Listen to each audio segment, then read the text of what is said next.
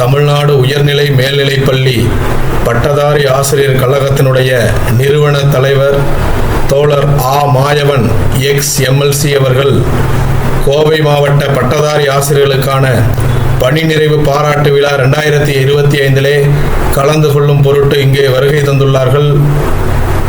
அவரை தற்போது அவர்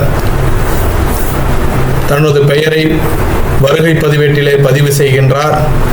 தோழர் மாயவன் எக்ஸ் எம்எல்சி அவர்களை மாநில செய்தி தொடர்பு செயலாளர் அண்ணன் அருளானந்தம் அவர்களும், மாவட்ட தலைவர் சரவணகுமார் அவர்களும், மாவட்ட செயலர் வேல்ராஜ் அவர்களும், மாவட்ட பொருளாளர் இதாயத்துல் சாதிக் அவர்களும் வரவேற்றுள்ளார்கள். மற்ற ஏனைய மாவட்ட பொறுப்பாளர்களும் உடன் இருக்கின்றார்கள்.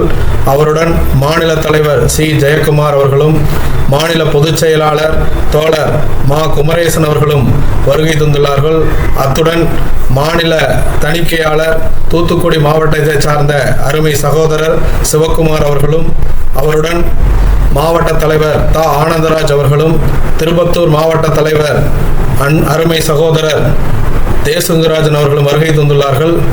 தற்போது தோழர் மாயவன் எக்ஸ்எம்எல்சி அவர்களை கோவை மாவட்ட மகளிரணி செயலர் ஸ்ரீலதா அவர்களும், மற்றொரு மகளிரணி செயலர் சுமதி அவர்களும் வரவேற்ற நிகழ்வைத்தான் நாம் தற்போது பார்த்து கொண்டிருக்கின்றோம். நமது மாவட்டத்திலே 4 பெண்ணாசிரியர் பொறுப்பாளர்கள் மாவட்ட பொறுப்பாளர்களாக அமைந்துள்ள விதத்தை நாம் நிச்சயமாக பாராட்டியாக வேண்டும். சித்ராதேவி மகளிரணி செயலர் அவர்கள் தற்போது இந்த வருடத்திலே ஓய்வு பெற்று பணிநிறைவு பாராட்டு விழாவிலே பாராட்டப்பட இருக்கின்றார். தற்போது தோழர் மாயவன் எக்ஸ்எம்எல்சி அவர்கள் விழா நடைபெறும் சுவாமி விவேகானந்தர் அரங்கத்தினுள் உள்ளே நுழைகின்றார். அவருடன் மாநில தலைவர் அவர்களும் மாநில பொதுச் செயலாளர்களும் நுழைகின்றார்கள். தற்போது ஓய்வு பெறக்கூடிய பாராட்டு பெறக்கூடிய ஆசிரியர் பெருமக்கள் தோழர் மாயவன் எக்ஸ்எம்எல்சி அவர்களுக்கு மரியாதை செய்கின்றார்கள். மாவட்ட சட்ட செயலர் கதிர்வேல் அவர்கள் தற்போது வரவேற்றார். அந்த நிகழ்வைத்தான் நாம் தற்போது பார்த்து வருகின்றோம்.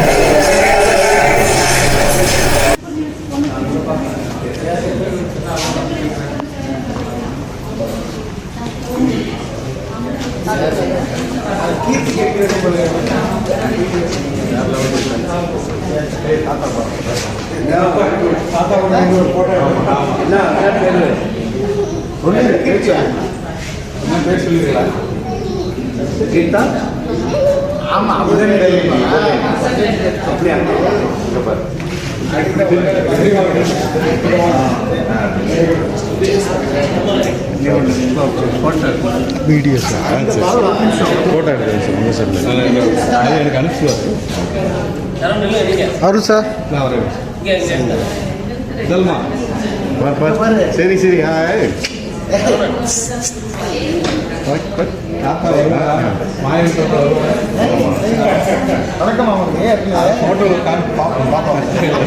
சரி அப்பா கல்யாணத்தை அவர்களோட தலைவர் அதனால சொல்லி அப்படியே பொருளாளர்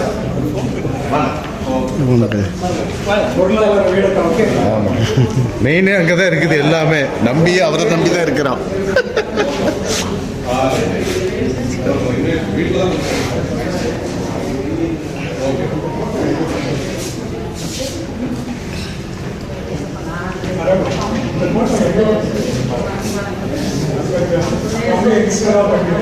வணக்கம் வேணுகோபால் சார்.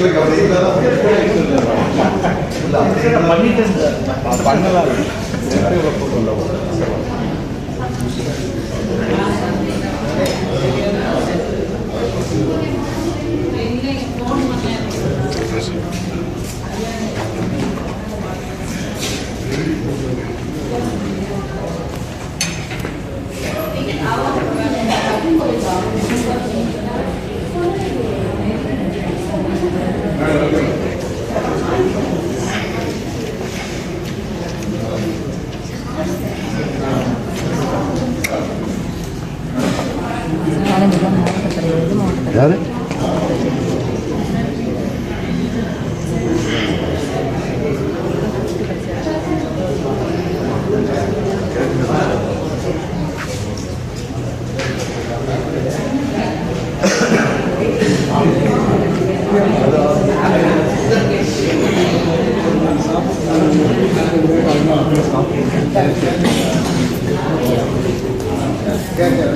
வீடியோ வீடியோ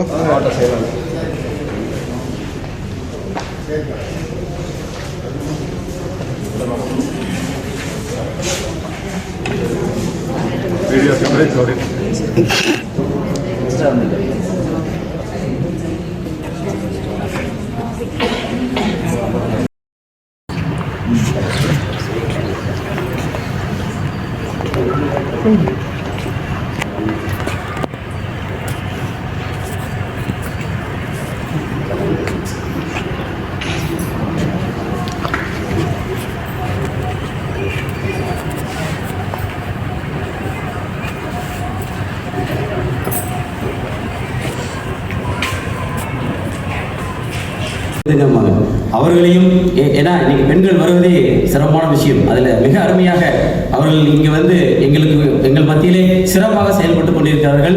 அவர்களையும் இந்த விழாவிற்கு இன்முகத்தோடு வருக வருக என்று வரவேற்கிறேன்.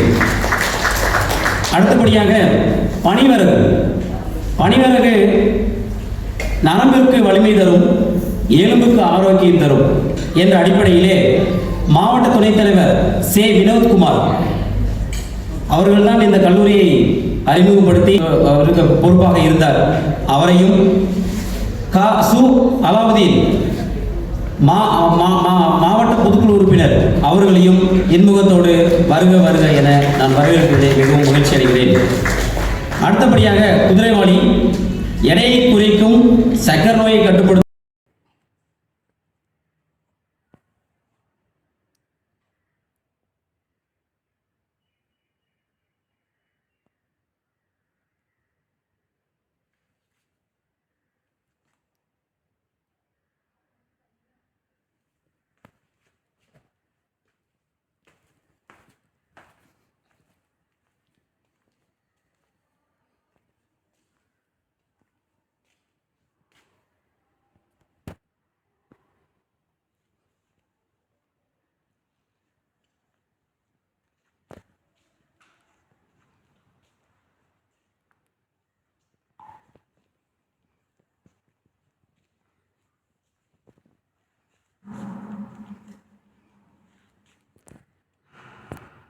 வாலியவே வானமலர்ந்தது அனைத்து மலர்ந்திடுவன் மொழி வாலியவே ஏழ்கடல் வைப்பிடும் தன்மனம் வீசி இசை கொண்டு வாலியவே எங்கள் தமிழ் மொழி என்றென்றும் வாலியவே பொறுப்பிலே பிறந்து தென்னன் புகழிலே கிடந்து சங்க திருப்பிலே இருந்து வைய ஏட்டிலே தவழ்ந்த பேரை நெருப்பிலே பயின்ற பாவை மருங்கிலே வளரும் தமிழே சங்க தமிழே தரணி புகழ் செம்மொழியே தென்றல் தேரேற்றி உன்னை அழைத்து வரும் தேவர்குலம் சேர்ந்து வந்து வாழ்த்துரைக்கும் மின்னல் அழகே மிளர்கின்ற வெண்தமிழே என் தாய் தமிழே உன்னை வழங்கி என்னுடைய தலைமை உரையை தொடங்குகின்றேன்.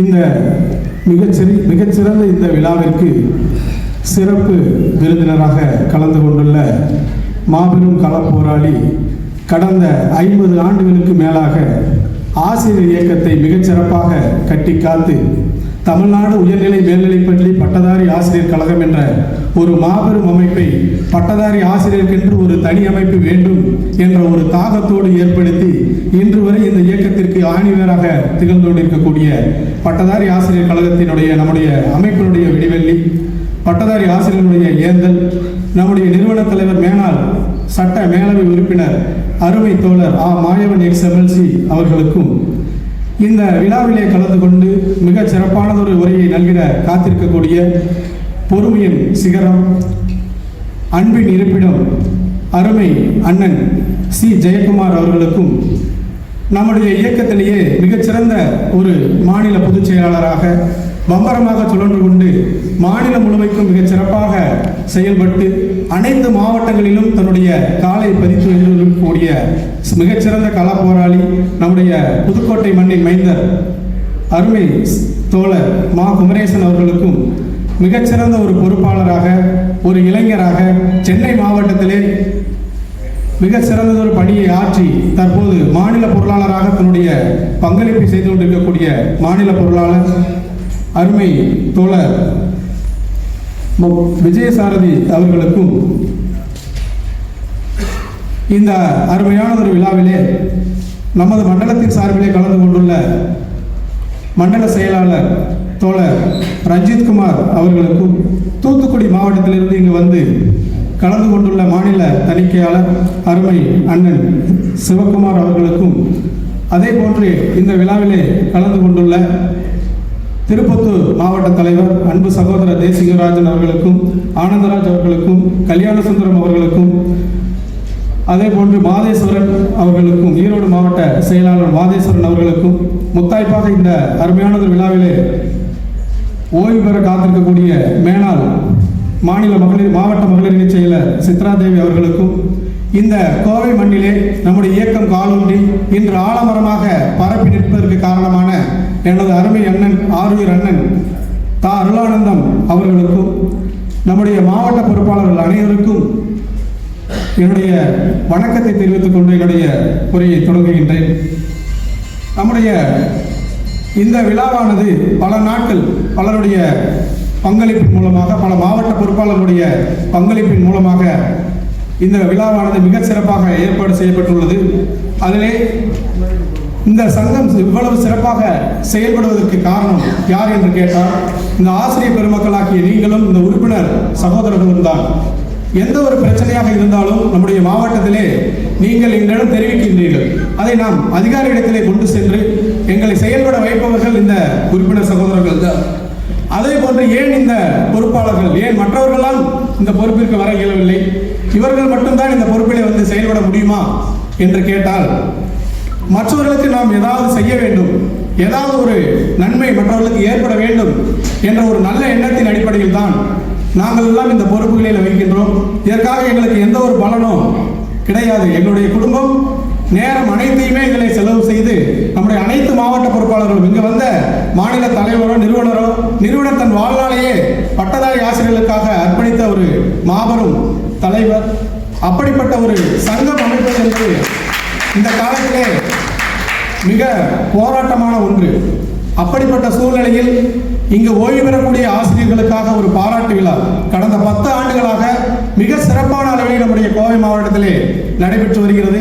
முடிந்த அளவில் அனைத்து ஆசிரியர் சகோதரர்களையும், பணி ஓய்வு பெற்ற ஆசிரியர் பெருமக்களையும் நேரடியாக சென்று நாம் அனைவருமே அவர்களை அழைத்தோம். இந்த விழாவிலே கலந்து கொள்வதற்கு அதிக ஆசிரியர் பெருமக்களும் இங்கே வருகை தந்துள்ளார்கள்.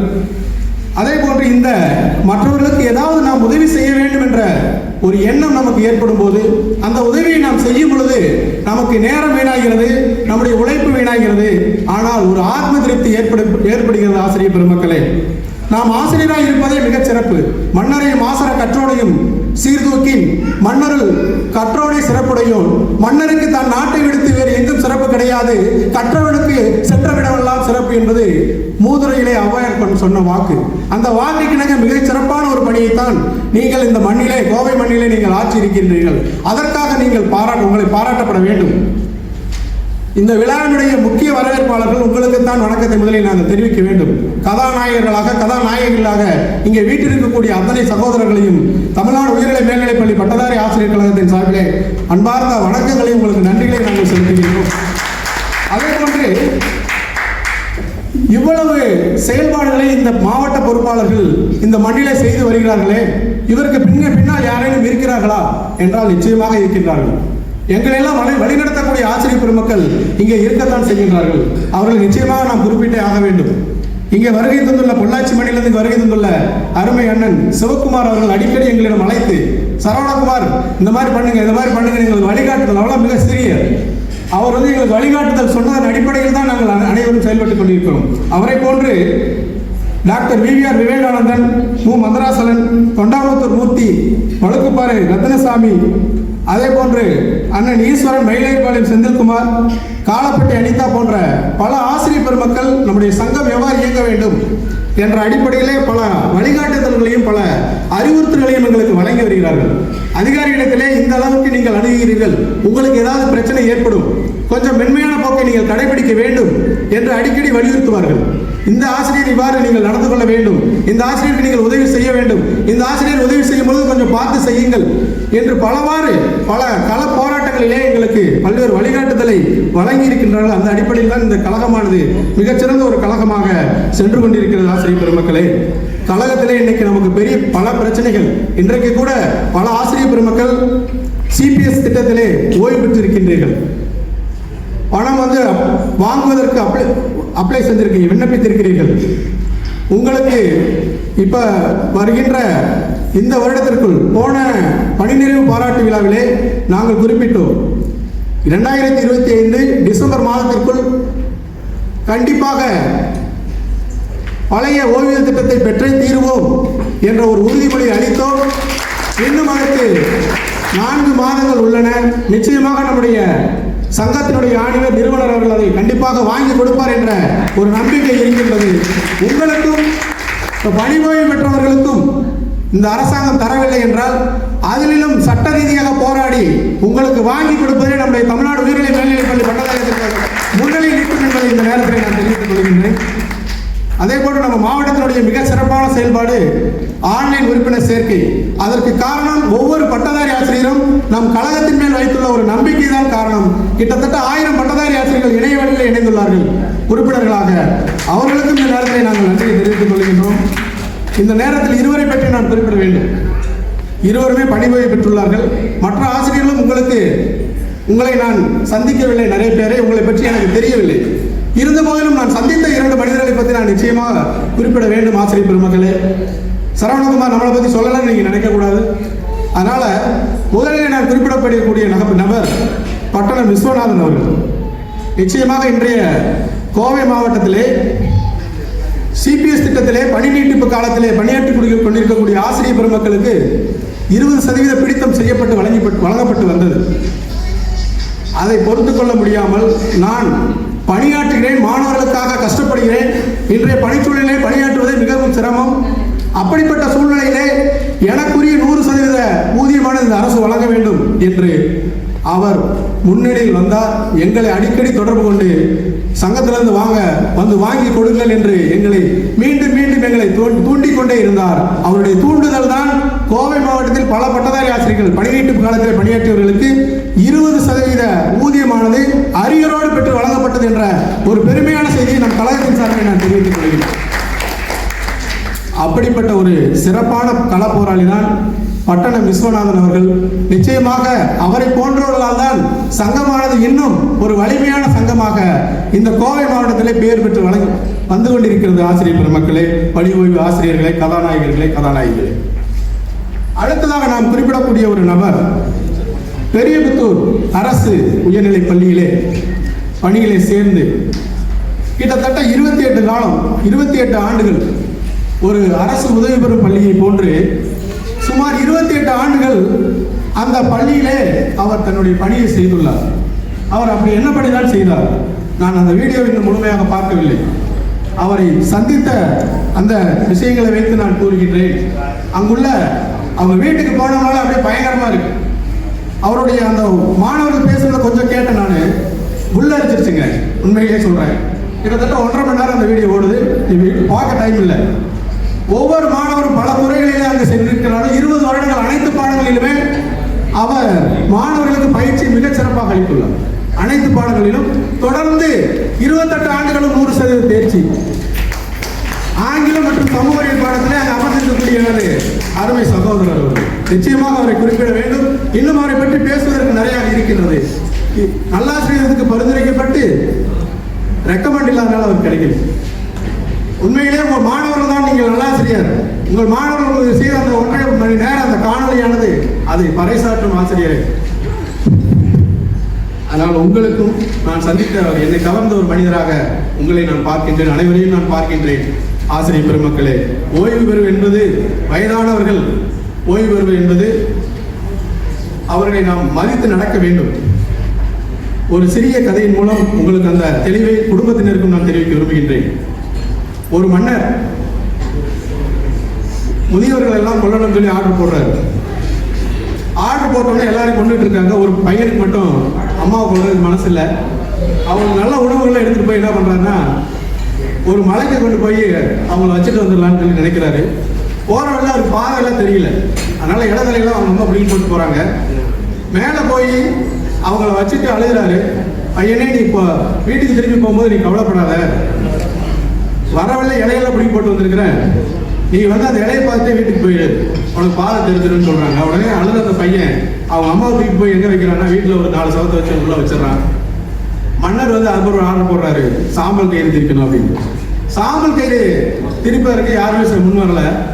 இந்த அம்மா அறிவுறுத்தலின் பேரில் ஒரு பாறையில் போய் காற்றுலாத இடத்துல வைக்கோலை நல்லா திரிச்சு அதில் வந்து தீ பற்றி வைக்கிறாரு.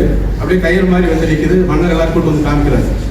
பார்த்த மன்னர் இந்த அறிவு உனக்கு எப்படியா வந்துச்சு அப்படின்னு கேட்கும்போது அவர் உண்மையை சொல்லிடுறாரு. எங்கள் அம்மா வந்து என்ன பண்ணேன், வீட்டில் மறைச்சு வச்சிருந்தேன் அப்படின்னா அந்த ஆர்டர் வந்து அந்த மன்னர் கேன்சல் பண்ணியிருக்காரு. அதனால் குடும்பத்தினர் ஒன்றை புரிந்து கொள்ள வேண்டும். Old is gold. பெற்றோர்களும் முதியவர்களும் வயதானவர்களும் அவர்கள் கிழவன் கிழவி என்று ஏன் பெயர் வைக்கிறார்கள்? கிழவன் என்றால் தலைவன், கிழவி என்றால் தலைவி. வயதானவர் நம் வீட்டில் இருப்பதுதான் நமக்கு வலிமை என்ற ஒரு நல்ல விஷயத்தை உங்களிடம் கூறுகின்றேன்.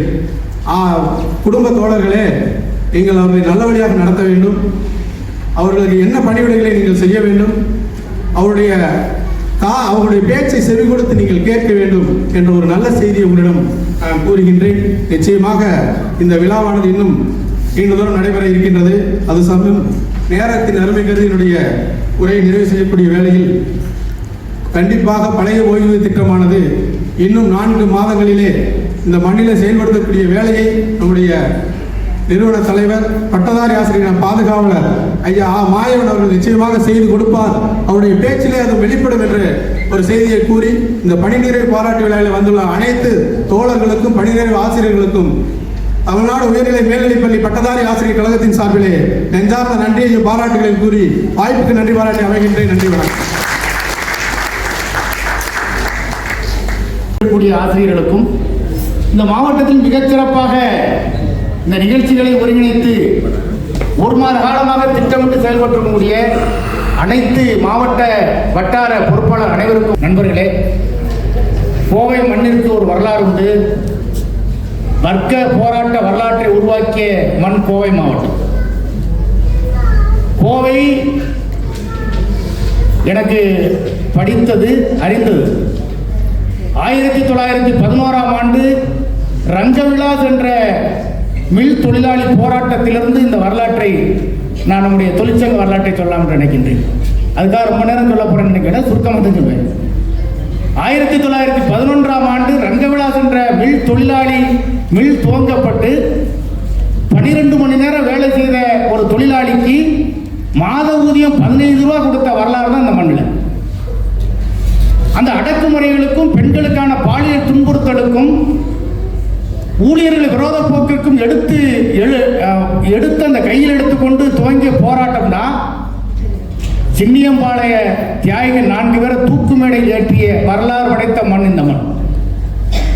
இன்றைக்கு தெற்காசியாவுடைய மான்செஸ்டர் என்று இன்றைக்கு கோயம்புத்தூரை சொல்றோம்னு சொன்னா, அன்றைக்கு தொழிற்சாலைகள் ஆலைகள் நிறைந்து தொழிலாளி வர்க்கத்தையும் நடுத்தர வர்க்கத்தையும் உருவாக்கி ஒற்றுமைப்படுத்தி இந்த போராட்ட உரிமைகளை பெற்றுக் கொடுத்த மண் இந்த தமிழ்நாட்டுக்கே இது முன்னுதாரண மண் என்பதை நான் உங்களுக்கு புரிந்து கொள்ள தெரிவித்துக் கொள்கிறேன்.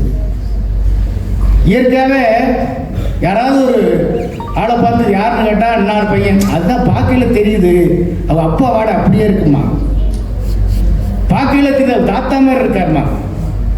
கோவை மண்ணில் ஒவ்வொருவருக்கும் அந்த ரத்தம் ஓடிக்கொண்டிருப்பதால் தான் இந்த ஸ்தாபனம் வலுவாக இன்றைக்கு செயல்படுவதற்கு தோழர்கள் அழுகக்கூடாது.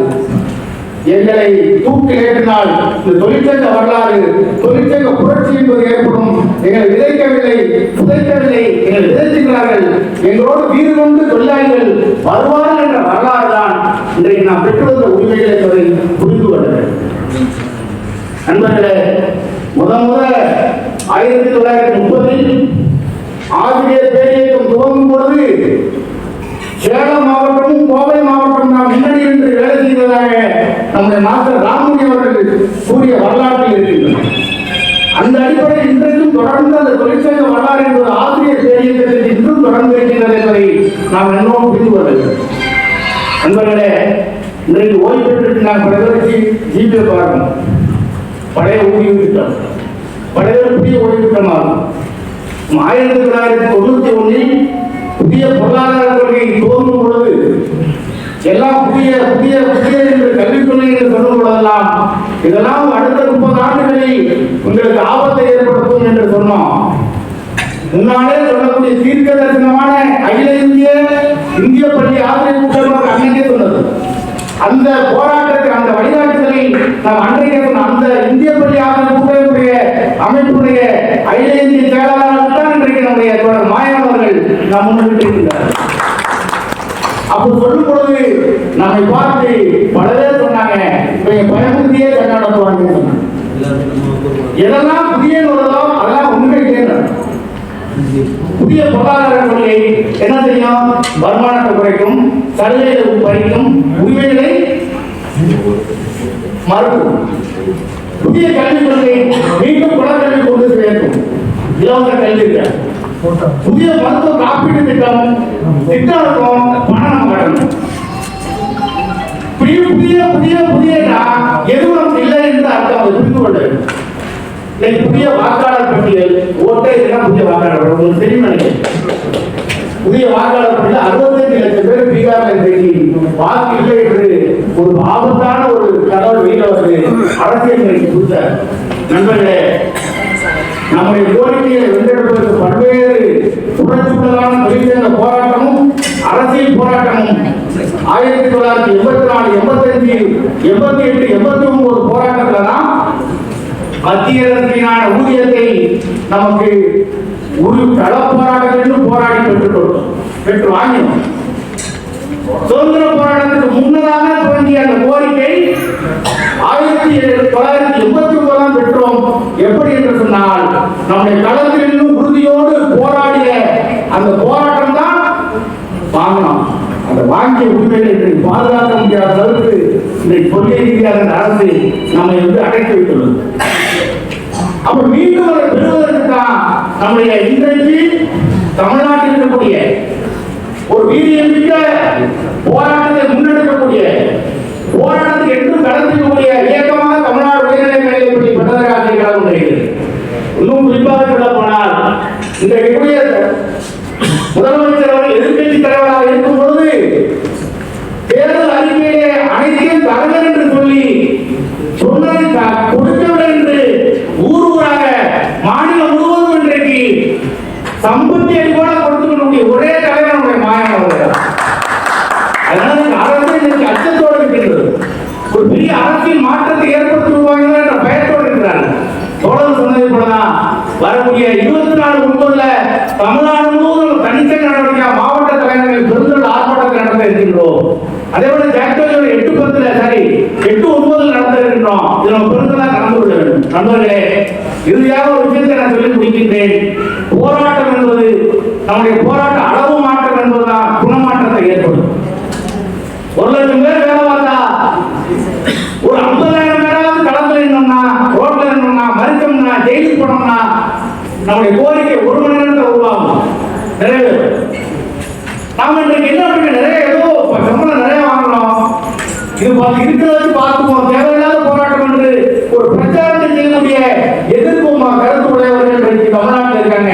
அதெல்லாம் உடைத்தெறிந்து எதிர்கால போராட்டத்தில் நீங்கள் அனைவரும் கலந்து கொள்ள வேண்டும். ஓய்வு பெற்றவர்கள் பார்த்தீங்கன்னா உண்மையிலே ஓய்வு பெற்ற நல்ல அனுபவம் பயிற்சி பெற்ற பல ஊழியர்கள் அரசு ஊழியர் ஆசிரியர்கள் கலந்து போராடி இருக்கிறார்கள். ஏன்னா அவர்கள் பெற்றுக் கொடுத்தவர்கள் அவர் இழந்ததை பார்த்துக் கொண்டு வீட்டில் இருக்க முடியவில்லை என்பதை புரிந்து கொண்டு களத்தில் நின்று கொண்டிருக்கிறார். அதே மாதிரி ஓய்வு பெற முடியாத ஆசிரியர்களும் நீங்களும் தொடர்ந்து களத்தில் நிற்க வேண்டும். தொடர்ந்து களத்தில் நின்று வேலை செய்வர்கள் பாதுகாப்பாகும். அவர்களோடு அவர்களை பார்த்து வேலை செய்யக்கூடிய நாமும் களத்தில் போராட வேண்டும் என்று அன்போடு உங்களை கேட்டுக்கொள்கிறோம். ஒரே ஒரு விஷயத்தை சொல்றேன். இன்றைக்கு வேலை நிறுத்தத்தில் பக்கத்து வேலை இழந்தாலும் கூட அல்லது சஸ்பெண்ட் ஆனாலும் இன்கிரிமெண்ட் கட்டணாலும் ரிட்டையர் ஆகும்போது எந்த இழப்பும் இல்லாமல் நீ பணி ஓய்வு பெற முடியும். அதற்கு தொழிற்சங்கம் உங்கள் பின்னால் இருக்கும் என்பதை நான் அதற்கு உதாரணம் இன்றைக்கு ஒரே ஒரு கருத்து என்ன, 2002, 2003 மிகப்பெரிய போராட்டத்தில் தமிழ்நாட்டில் இருக்கும்போது 1,70,000 பேர் ஒரே நேரத்தில் முற்றிலும் பணி நீக்கம் செய்த முன்னாள் முதல்வர் ஜெயலலிதாவுடைய காலத்தில் 1,70,000 பேர் பணி நீக்கம் செய்தார். கடைசியாக எல்லாத்தையும் 25 நாள் நம்முடைய சிஐடியுடைய டீச்சர் ரங்கராஜன் அவர்கள் சுப்ரீம் கோர்ட் வரை அந்த 1,72,000 பேரை படிச்சு சேர்த்துக்க வச்சாங்க, பணியில் சேர்ந்தாங்க. அது வெறும் 999 பேர் கடைசி வரை 6 மாத காலம் முற்றிலும் பணி நீக்கம் செய்யப்பட்டு வீட்டில் இருக்கும்போது ஒவ்வொரு மாதமும் ஊதியத்தை 5,000 ரூபாயை மாதம் 5ஆம் தேதியில் ஒவ்வொரு வீடுகளாக கொடுத்த தலைவர் நம்மோடு இருக்கிறார். 6 மாத காலம் இருந்ததில் நானும் ஒருவன். அன்றைக்கு இந்த கண்ணை கொடுத்த 5,000 ரூபாய் எனக்கு ஊதியமாக கிடைத்தது. இன்றைக்கு 6 மாத காலம் முற்றிலும் நீக்கத்தில் இருந்த அந்த 6 மாத காலம் நீக்கத்தில் இருந்தாலும் கூட இன்றைக்கு ஒரு இழப்பும் இல்லாமல் 11 வந்தாச்சு. பணி பாதுகாப்போட இருக்கும். 3 முறை 3 சென்னை ஜெயிலும் இருந்தாச்சு, திருச்சி ஜெயிலும் இருந்தாச்சு, புதுக்கோட்டை ஜெயிலும் இருந்தாச்சு. ஒருவேளை மறுபடியும் வேலூர் ஜெயில கூட நான் தயாரா இருக்கேன். அது நீங்களும் தயாரா இருக்கலாம். நான் உண்மையா பண்ணா நம்ம எஸ்ஆர் மட்டும் ஒரு தொகுதி கூட வாங்கி கொடுக்கணும். ஏன்னா எல்லாம் எழுதணும்ல, பண்ணிட்டோம் டேன் பண்ணியாச்சு, இங்கிருந்து கட் பண்ணியாச்சு, திருப்பி கொடுத்தாச்சு அப்படின்னு சொல்லி எஸ்ஆர் தான் போடாகும். அந்த அடிப்படையில் நீங்க தொடர்ந்து நீங்கள் களத்திலும் போராட வேண்டும். உங்களை சங்கம் பாதுகாக்கும் என்று கூறிக்கொண்டு பணியை விட்ட ஆசிரியர்கள் ஒரே வார்த்தை தொடர்ந்து படிக்க வேண்டும். புத்தகம் நிறைய விஷயங்களை சொல்லிக் கொடுக்கும்.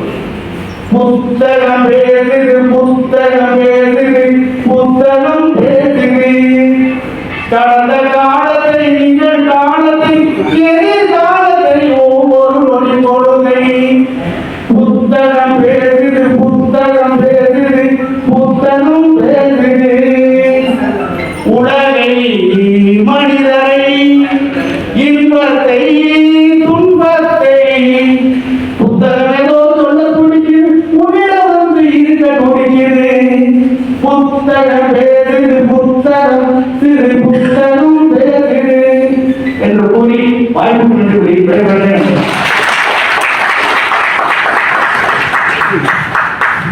காரல் மார்க்சின் தத்துவத்தோடு துவங்கி அதில் உண்மையிலே நாங்கள் பெருமையோடு சொல்லிக் கொள்ளுகிறோம். எங்களுக்கு அவ்வாறு சொல்வதிலே எந்தவித தயக்கமும் இல்லை. நாங்கள் எல்லாம் பல்வேறு மாவட்டங்களை சார்ந்திருந்தாலும் எங்களுடைய அந்த மாவட்டங்களிலே அவ்வாறு இல்லை என்ற குறை இருந்தாலும் இதை சொல்லித்தான் ஆக வேண்டும். ஆகவே நம்முடைய பேர் இயக்கத்தினுடைய கோவை மாவட்ட கிளை உண்மையிலே மிக சிறப்பாக தமிழகமே பாராட்டி கொள்ளக்கூடிய வகையில் மிக சிறப்பாக நீங்கள் பணியாற்றி கொண்டிருக்கிறீர்கள். மிக சிறப்பாக நம்முடைய பேர் இயக்கத்தை முன்னெடுத்து செல்கிறீர்கள். மிக சிறப்பாக இந்த மாவட்டத்தில் இருக்கக்கூடிய நம்முடைய அருமை சகோதரிகள், அருமை சகோதரர்கள் இவர்களுடைய குறைகளை எல்லாம் உடனுக்குடன் தெரிந்து அதிகாரிகள் இடத்திலே கொண்டு சென்று அவர்கள் அதை மறுத்தால் போராட்டம் என்ற பதாகையை உயர்த்தி பிடித்து அவர்களை சாதுவாக பேச வேண்டும் என்றால் சாதுவாகவும் பேசி மிரட்டித்தான் ஆக வேண்டும் என்ற நிர்பந்தம் வந்தால் அது எப்பேற்பட்ட கல்வி அதிகாரியாக இருந்தாலும் மிரட்டி அவர்களை பணிய வைப்பதிலே முன்னணியிலே இருந்து கொண்டு நம்முடைய பட்டதாரி ஆசிரியர் பெருமக்களுடைய உரிமைகளையும் நலன்களையும் பாதுகாத்து கொண்டு ஒரு வரலாற்றை படித்துக் கொண்டிருக்கக்கூடிய உங்களுடைய மாவட்ட நம்முடைய மாவட்ட கழகத்தை, கோவை மாவட்ட கழகத்தை, அதற்கு தலைமை தாங்கக்கூடிய அத்தனை பொறுப்பாளர்களையும் அதனுடைய மாவட்ட தலைவர் அருமை சகோதரர் சரவணகுமார் அவர்களிலே தொடங்கி அதே போன்று இவர்களுக்கெல்லாம் வழிகாட்டியாக இருக்கக்கூடிய நம்முடைய மாநில கழகத்தினுடைய செய்தி தொடர்பாளராக விளங்கிக் கொண்டிருக்கக்கூடிய அருமை சகோதரர் அருளானந்தன் அவர்கள், இவர்களுக்கெல்லாம் அவர்களுடைய அதேபோல பொருளாளர் சாதிக் அவர்கள், இவர்களுடைய தலைமையின் கீழ் செயலாளர் வேல்ராஜ் அவர்கள் இவர்களுடைய தலைமையின் கீழ் வீரநடை போட்டுக் கொண்டிருக்கக்கூடிய உங்களை உண்மையிலேயே நாங்கள் நெஞ்சார வாழ்த்துகிறோம், மனதார பாராட்டுகிறோம். உங்களுடைய தொண்டு சேவை போராட்ட மூலம் மேலும் மேலும் உயர வேண்டும் என்று நாங்கள் மனப்பூர்வமாக விரும்புகிறோம். அந்த பேரியக்கம் தான் ஒவ்வொரு ஆண்டும் ஓய்வு பெற்ற பல ஆண்டுகள் மாணவ செல்வங்களினுடைய உயர்வுக்காக தன்னை முழுமையாக அர்ப்பணித்துக் கொண்டு அரும்பணி ஆற்றி அவர்களை ஏற்றிவிடக்கூடிய ஏணிகளாக இருந்து சிறப்பாக செயல்பட்ட நம்முடைய பட்டதாரி ஆசிரியர் பெருமக்களை, ஆசிரியர் சகோதரர்களை, ஆசிரியர் சகோதரிகளை வாழ்த்தக்கூடிய முகத்தான் இந்த விழாவினை எடுத்து அதில் பல கல்வி அதிகாரிகளை எல்லாம் வரவழைத்து, எங்களை எல்லாம் வரவழைத்து அந்த பாராட்டு உரை ஆற்றுவதற்கு எங்களுக்கெல்லாம் ஒரு நல்ல வாய்ப்பை தொடர்ந்து கொடுத்து கொண்டிருக்கக்கூடிய உங்களை உண்மையிலே நாங்கள் நெஞ்சிலே வைத்து நாங்கள் பூசிக்கிறோம், பூரிப்படைகிறோம். இந்த பணி மேலும் மேலும் தொடர வேண்டும் என்று நாங்கள் வாழ்த்துகிறோம். அதே போன்று இந்த ஆண்டு கிட்டத்தட்ட ஒரு 70க்கும் மேற்பட்ட ஆசிரியர் பெருமக்கள் மாணவ செல்வங்களின் உயர்வுக்காக தன்னை அர்ப்பணித்துக் கொண்டு ஓய்வு பெறுகிறார்கள். அவர்களுக்கு கேடயம் வழங்கி சால்வை அறிவித்து அவர்களை பாராட்டக்கூடிய இந்த ஆண்டு விழாவிலும் நாங்கள் கலந்து கொள்வதிலே மாநில பொறுப்பாளர்களை வரவேற்றிருக்கிறீர்கள். அதற்கும் நெஞ்சார்ந்த நன்றியை நாங்கள் தெரிவித்துக் கொள்கிறோம். இந்த விழாவிலே ஏதோ நம்மளை அழைக்கிறார்கள், ஒரு சால்வை ஒன்று போட போகிறார்கள், ஏதோ ஒரு புத்தகம் கொடுக்க போகிறார்கள், இதற்காக நாம் செல்ல வேண்டுமா என்று நீங்கள் நினைக்காமல் இதை ஒரு பெரும் பாக்கியமாக கருதி அத்தனை பேரும் இந்த விழாவிலே கலந்து கொண்டு நான் பார்க்கிறேன். ஆரம்பத்திலே எத்தனை பேர் இங்க வந்து அமர்ந்தீர்களோ அத்தனை பேரும் அப்படியே கடைசி வரை கொஞ்சம் கூட சுழிவு நெளிவு இல்லாமல் இறுதி வரை நீங்கள் உட்கார்ந்து இருக்கக்கூடிய அந்த பாங்கை பார்க்கின்ற பொழுது உண்மையிலே நாங்கள் பெருமைப்படுகிறோம். உங்களுடைய அந்த குணத்தை இயக்கத்தை மதிக்கக்கூடிய அந்த குணத்தை உண்மையிலேயே நாங்கள் பாராட்டுகிறோம். நீங்கள் இல்லை என்றால் இந்த விழாவே இல்லை. நாம போகவில்லை என்று சொன்னால் இன்னும் ஆயிட போதுன்னு நீங்க நினைக்காமல் இந்த விழாவிற்கு வந்து கடைசி வரைக்கும் ஒத்துழைப்பு கொடுத்து இந்த விழாவை சிறக்க செய்து கொண்டிருக்கக்கூடிய உங்களை மீண்டும் மீண்டும் நாங்கள் வாழ்த்துகிறோம்.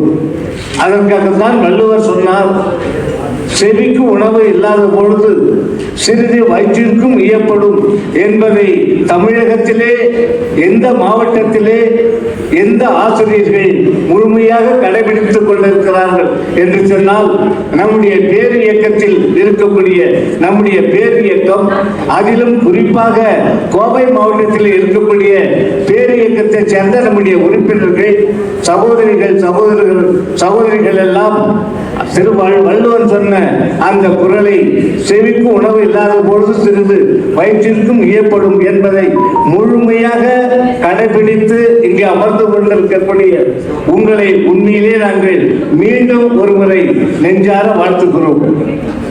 அதே போன்று இந்த விழாவிலே வரவேற்புரை ஆற்றிய நம்முடைய வேல்ராஜ் அவர்களை உண்மையிலே பாராட்டித்தான் ஆக வேண்டும். ஒரு புதுமையான வரவேற்புரை, வேறு எங்கும் கிடைக்காத ஒரு வரவேற்புரை, ஒரு புதுமையான வரவேற்புரை. தமிழ் மண்ணிலே இதுவரை எந்த இயக்கமும் எந்த அரசியல் கட்சி தலைவர்களும் இப்பேற்பட்ட ஒரு வரவேற்புரையை நல்கியது கிடையாது. அந்த வகையிலே இந்த விழாவிலே ஒரு புதுமையான வரவேற்புரையை நல்கி இருக்கிறார்கள். உண்மையிலே அவர்களை பாராட்டுகிறோம். அதே போன்று நம்முடைய மாவட்ட தலைவர் சரவணகுமார் அவர்கள் பல நம்ம தலைவர்கள் மாநில தலைவர்கள் புகழ்ந்து பேசியது போல உண்மையிலே போற்றுதலுக்குரியவர், போராட்ட குணம் மிக்கவர். மாநில பொறுப்பாளருடைய வேலைகள் எல்லாம் அவர்களுக்கு அதிக வேலை கொடுக்கக்கூடாது என்று நினைக்கக்கூடியவர்கள் பல மாவட்டத்தில் எந்த பிரச்சனையாக இருந்தாலும் எங்கிட்ட தள்ளி விட்டுடுவாங்க. ஆனா கோவை மாவட்டம் ஒரு சிறப்பான, அந்த வகையிலே ஒரு சிறப்பான மாவட்டம், ஒரு அலாதியான மாவட்டம். கோவை மாவட்டத்தை நாங்கள் நேசிப்பதற்கு காரணம் என்னவென்று சொன்னால், இங்கு ஏற்படக்கூடிய இந்த பிரச்சனைகளை எல்லாம் தீர்ப்பதற்கு போராட்டம் என்பதை நீங்கள் முன்னே எடுக்கிறீர்கள். போராட்டத்தின் மூலமாகத்தான் பிரச்சனையை தீர்க்க முடியும் என்று எண்ணக்கூடிய தலைமை இந்த கோவை மண்ணிலே இருக்கக்கூடிய நம்முடைய பேர் இயக்கத்தினுடைய மாவட்ட தலைமை. அந்த தலைமைக்கு அந்த குணம் தானாக வந்து விடாது. உறுப்பினர்களுக்கு அந்த குணம் இருந்தால்தான் தலைமை தாங்கக்கூடியவர்களுக்கும் மாவட்ட பொறுப்பாளர்களுக்கும் அந்த குணம் தானாக வரும். ஆகவே அவர்களை வழி நடத்தக்கூடியவர்கள் அந்த போராட்ட குணத்தை அவர்களுக்கு பரிசாக கொடுத்திருக்கக்கூடியவர்கள் யார் என்று சொன்னால், எங்களுக்கு முன்னால் அமர்ந்திருக்கக்கூடிய நீங்கள் தான் அந்த குணத்தை அவர்களுக்கு வழங்கி இருக்கிறீர்கள். ஆகவே அவர்களுடைய தலைமை உரையும் அற்புதமான உரையாக இருந்தது. அதே போன்று நான் ஆரம்பத்தில் முதலிலே சொன்னது போல, இங்கு அந்த பிரச்சனையை அவர்கள் முன்னே எடுப்பார்கள். தீர்த்து வைப்பதற்கு பல கட்ட போராட்டங்களை நடத்துவார்கள். காத்திருப்பு போராட்டம் நடத்துவார்கள், ஆர்ப்பாட்டம் நடத்துவார்கள். இவைகளில் மூலமாக அவைகளுக்கு வெளிச்சம் கிடைக்கவில்லை என்று சொன்னால், தீர்வு கிடைக்கவில்லை என்று சொன்னால், அதற்கு பிறகுதான் எங்களுடைய ஞாபகம் அவர்களுக்கு வரும். அதற்கு பிறகுதான் மாநில கழகத்திற்கு அவர்கள் கொண்டு வருவார்கள். இந்த உணர்வு தான் எல்லா மாவட்டங்களிலும் ஏற்பட வேண்டும் என்று நாங்கள் மனதார விரும்புகிறோம். அதிலே முன்னே எடுத்திருக்கக்கூடியது நம்முடைய கோவை மாவட்டத்தை நாங்கள் நெஞ்சார வாழ்த்துகிறோம். அதே போல நம்முடைய அருமை சகோதரர் மாநில செய்தி தொடர்பு செயலாளராக இப்பொழுது 24ஆம் தேதி நடந்த மாநில பொதுக்குழுவில் தேர்ந்தெடுக்கப்பட்ட நம்முடைய பாசத்திற்குரிய அருமை சகோதரர் அருளானந்தம் அவர்கள், அவரும் எல்லா அத்தனை பேரும் நீங்கள் அவருடைய பெருமைகள் எல்லாம் சொல்லியிருக்கிறீர்கள். அதை நாங்கள் உணப்பூர்வமாக உணர்ந்திருக்கிறோம். நல்ல அறிவாளி, சிந்தனையாளர், பேச்சாளர், எடுத்த கௌரவத்தினை எதுவும் பேச மாட்டாரு, ரொம்ப பொறுமைசாலி.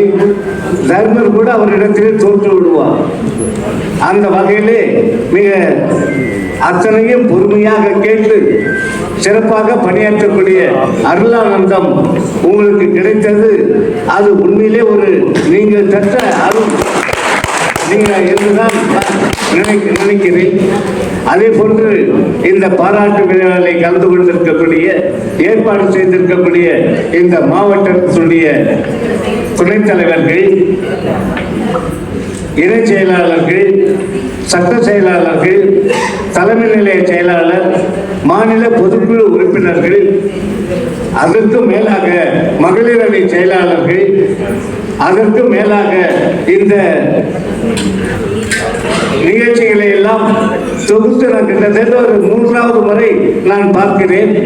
நிகழ்ச்சிகளை தொகுத்து வழங்கக்கூடிய பாசத்திற்குரிய அருமை சகோதரி கவிதா அவர்கள், நீங்கள் எல்லாம் எப்படியோ எனக்கு தெரியாது, ஆனால் கவிதாவினுடைய ரசிகன் நான்.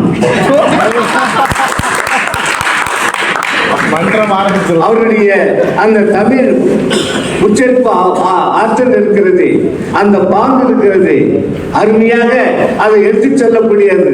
அது உண்மையிலேயே அதற்கு நான் அடிமை. அது அவங்களுடைய ரசிகன். நீங்கள் நானே ரசிகன் என்று சொன்னால் என்னை விட நீங்களும் பெரும் ரசிகர்களாக இருப்பீர்கள் என்று கருதுகிறேன். அதே போன்று இந்த விழாவிலே கலந்து கொண்டிருக்கக்கூடிய உங்கள் அத்தனை பேருக்கும் மிக சிறப்பாக பணியாற்றி ஓய்வு பெற்று இருக்கக்கூடிய உங்கள் அத்தனை பேருக்கும் இவர்களை வாழ்த்துவதற்காக இங்கு வருகை தந்திருக்கக்கூடிய பாசத்திற்குரிய நம்முடைய மாநில தலைவர் ஜெயக்குமார் அவர்களே அதே போன்று மிக சிறப்பாக உரையாற்றினார்கள். ஆனால் சுருக்கமாக உங்களை எல்லாம் சீக்கிரம் வீட்டுக்கு வழியை கூட்டி அனுப்ப வேண்டும் என்ற நோக்கத்தின் காரணமாக அவர்களுடைய உரையை சுருக்கிக் கொண்டார்கள். அதே போலதான் நம்முடைய பொதுச் செயலாளர் அவருக்கே உரிய பாணியில அவரும் மிக சிறப்பாக உரையாற்றினார்கள். அதே போல் நம்முடைய மாநில பொருளாளர் அருமை சகோதரர் விஜய சாரதி அவர்கள் அவருக்கு உரிய அந்த கம்பராமாயணம்னா அவருக்கு ரொம்ப பிடிக்கும். ஆகவே அந்த கதையெல்லாம் உங்களுக்கு சொல்லி அவரும் நல்ல சிறப்பாக உரையாற்றி இருக்கிறார்கள். அதே போன்று நம்முடைய ரஞ்சித்குமார், ஈரோடு ரஞ்சித்குமார் இப்ப சமீபத்திலே ஒரு விழா அவர்கள் நடத்தினார்கள். ரொம்ப அருமையாக அந்த மாவட்ட குழு, அந்த மாவட்ட செயலாளரும் வந்திருக்கிறார், முன்னாள் மாவட்ட செயலாளரும் ஈரோடு மாவட்ட செயலாளரும் வந்திருக்கிறார்கள். மிக சிறப்பாக இருந்தது. உங்களைப் போலவே அவர்களும் சலைத்தவர்கள் அல்ல என்று நிரூபிக்கக்கூடிய வகையில் அவர்களும் சிறப்பாக பணியாற்றியிருக்கிறார்கள், பணியாற்றி கொண்டிருக்கிறார்கள் ரஞ்சித்குமார் அவர்களே. அதே போன்று சமீபத்திலே நம்முடைய தேர்தலிலே மாநில தணிக்கையாளராக தேர்வு செய்யப்பட்டிருக்கக்கூடிய நம்முடைய தூத்துக்குடி மாவட்டத்துடைய அங்கு பல பேர் அங்கு கடலிலே மூழ்கி முத்தெடுப்பார்கள். நாங்கள் கடலிலே மூழ்காமலேயே நாங்கள் அங்கு ஒரு முத்தை கண்டெடுத்தோம். அந்த முத்து தான் சிவகுமார் என்ற முத்து. தணிக்கையாளராக அவரை நியமித்திருக்கிறோம். அதே போல அந்த மாவட்டத்திலிருந்து வருகின்றக்கூடிய அந்த மாவட்டத்துடைய தலைவர் அருமை சகோதரர் ஆனந்தராஜ் அவர்கள், அவருடன் வந்திருக்கக்கூடிய அருமை சகோதரர் பொறுப்பாளர்கள், அதே போல திருப்பத்தூரில் இருந்து வந்திருக்கக்கூடிய தேச தலைவர் தேசிங் ராஜா அவர்கள், இன்னும் பல்வேறு ஈரோடு மாவட்டத்திலிருந்து ரஞ்சித் குமார் அவர்களுடன் வருகை தந்திருக்கக்கூடிய அந்த மாவட்ட பொறுப்பாளர்கள், இன்னும் மேடையில் அமர்ந்து கொண்டிருக்கக்கூடிய நம்முடைய முன்னாள் பொறுப்பாளர்கள், தலைமை ஆசிரியர் பொறுப்பாளர்கள், வாசன் ஐக்கியனுடைய மருத்துவர் ஐயா அவர்கள், அத்தனை பேருக்கும் என்னுடைய நெஞ்சார்ந்த நன்றியையும் வணக்கத்தையும் நம்முடைய பேரியக்கத்தின் சார்பாக தெரிவித்துக் கொள்வதிலே நான் பெருமைப்படுகிறேன், வாழ்த்துகிறேன் உங்களை. அதே போன்று நண்பர்கள்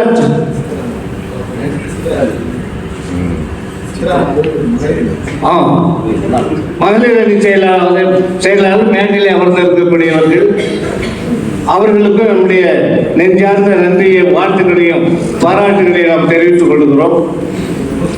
எனக்கு முன்னால் பேசியவர்கள் எல்லாம் மிக தெளிவாக சொன்னார்கள்.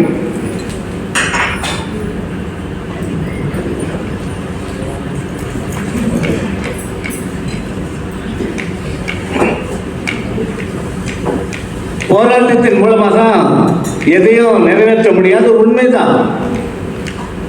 ஒன்றுமே செய்யாமல் எந்த பலனையும் அனுபவிக்க முடியாது, எந்த சாதனையும் சாதிக்க முடியாது.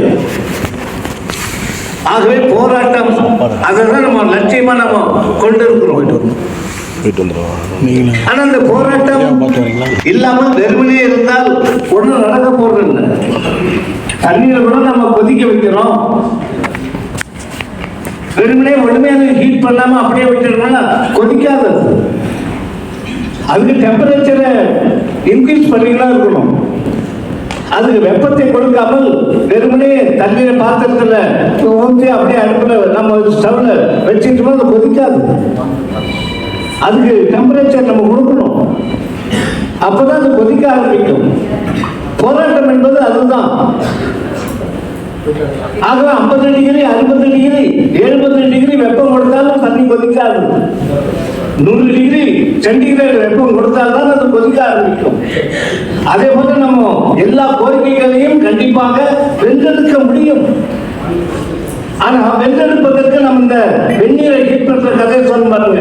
அதேதான் நமக்கு இப்போ நம்ம போராட்டம் நடத்துறோம், ஆனால் அது கோரிக்கையை வென்றெடுக்கக்கூடிய அளவுக்கு ஒரு முழுமையான ஒரு சக்தி வாய்ந்த போராட்டமாக அதை நாம நடத்தல. ஒரு முழுமையான போராட்டமாக நம்ம இணைந்த சக்தியாக அதை நடத்தல. அப்படி நடத்தணும்னா கண்டிப்பாக அது பலன் அளிக்கும். அதே போல தண்ணீரை குளிர வைத்தாலும் 0 டிகிரி வந்தாதான் டெம்பரேச்சரை குறைச்சாதான் அது பனிக்கட்டி ஆகும். ஆகவே அதெல்லாம் அதை நம்ம எக்ஸ்டர்னலா இருந்ததை செய்ய வேண்டியது இருக்கு. அப்போ ஒண்ணுமே செய்யாம தண்ணீரை பாய் கொதிக்க வைக்கணும்னா அது சாத்தியம் இல்லை. ஆகவே நம்ம நடத்தக்கூடிய போராட்டங்கள், ஆர்ப்பாட்டங்கள், கண்டன ஊர்வலங்கள், உண்ணாவிரத போராட்டம், காத்திருப்பு போராட்டம், மறியல் போராட்டம், இவைகள் எல்லாம் அந்த தண்ணீரை கொதிக்க வைப்பதற்கு 100 டிகிரி டெம்பரேச்சர் கொடுத்து அதை பபுள் பாயில் ஆகுவதற்கு நாம் அங்க என்ன செய்யணுமோ அதே போல நம்முடைய கோரிக்கைகளை வென்றெடுப்பதற்கு இந்த போராட்டங்களை எல்லாம் நம்ம படிப்படியா செய்வதன் மூலமாகத்தான் நம்முடைய கோரிக்கைகளை வென்றெடுக்க முடியும். ஒரு சில நேரத்தில் நமக்கு பாதுகாப்பாக இருக்கக்கூடியது கூட அதை மீது நம்ம நடவடிக்கை எடுக்க வேண்டியதா இருக்கும். ஐயோ, இது வரைக்கும் நமக்கு அது பாதுகாப்பு அளித்தது, அப்ப அதை நம்ம வெறுக்கலாமா, அதை உடைக்கலாமா, அப்படிலாம் பார்க்க முடியாது. முட்டை இருக்குது, முட்டைக்குள்ள இருக்கக்கூடிய கரு, மஞ்சள் கரு உள்ள அந்த கோழி குஞ்சினுடைய கரு இருக்கு. அந்த கருவுக்கு அந்த முட்டையினுடைய ஓடுதான் பாதுகாப்பு. உள்ள இருக்கக்கூடிய அந்த கருவை பாதுகாக்கக்கூடியது எது என்றால் முட்டையினுடைய ஓடுதான். ஆனா அந்த முட்டைய 21 நாட்கள் அடைகாத்த பிறகு அந்த அதுக்குரிய வெப்பம் அடைந்த பிறகு உள்ள இருக்கக்கூடிய அந்த கரு வளர்ந்து கோழி குஞ்சாக மாறுகிறது.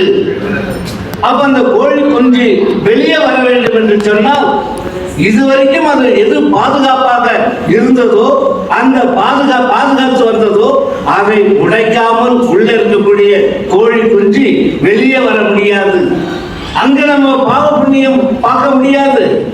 இதுவரைக்கும் நமக்கு பாதுகாப்பு அளித்த அந்த ஓடாச்சே அதை எப்படி உடைப்பது என்று கோழி குஞ்சு நினைத்தால் உள்ள இருக்கக்கூடிய கோழி குஞ்சு வெளியே வர முடியாது. அது வெளியே வர வேண்டும் என்றால் அது ஒரு குஞ்சாக வெளியே வந்து அது மீண்டும் தாய் பறவையாக தாய் கோழியாக வளர வேண்டும் என்று சொன்னால் அதனுடைய சிறு அலகால் மேலே இருக்கக்கூடிய அந்த ஓட்டை உடைத்தால்தான் அது முன்னேறி வெளியே வர முடியும்.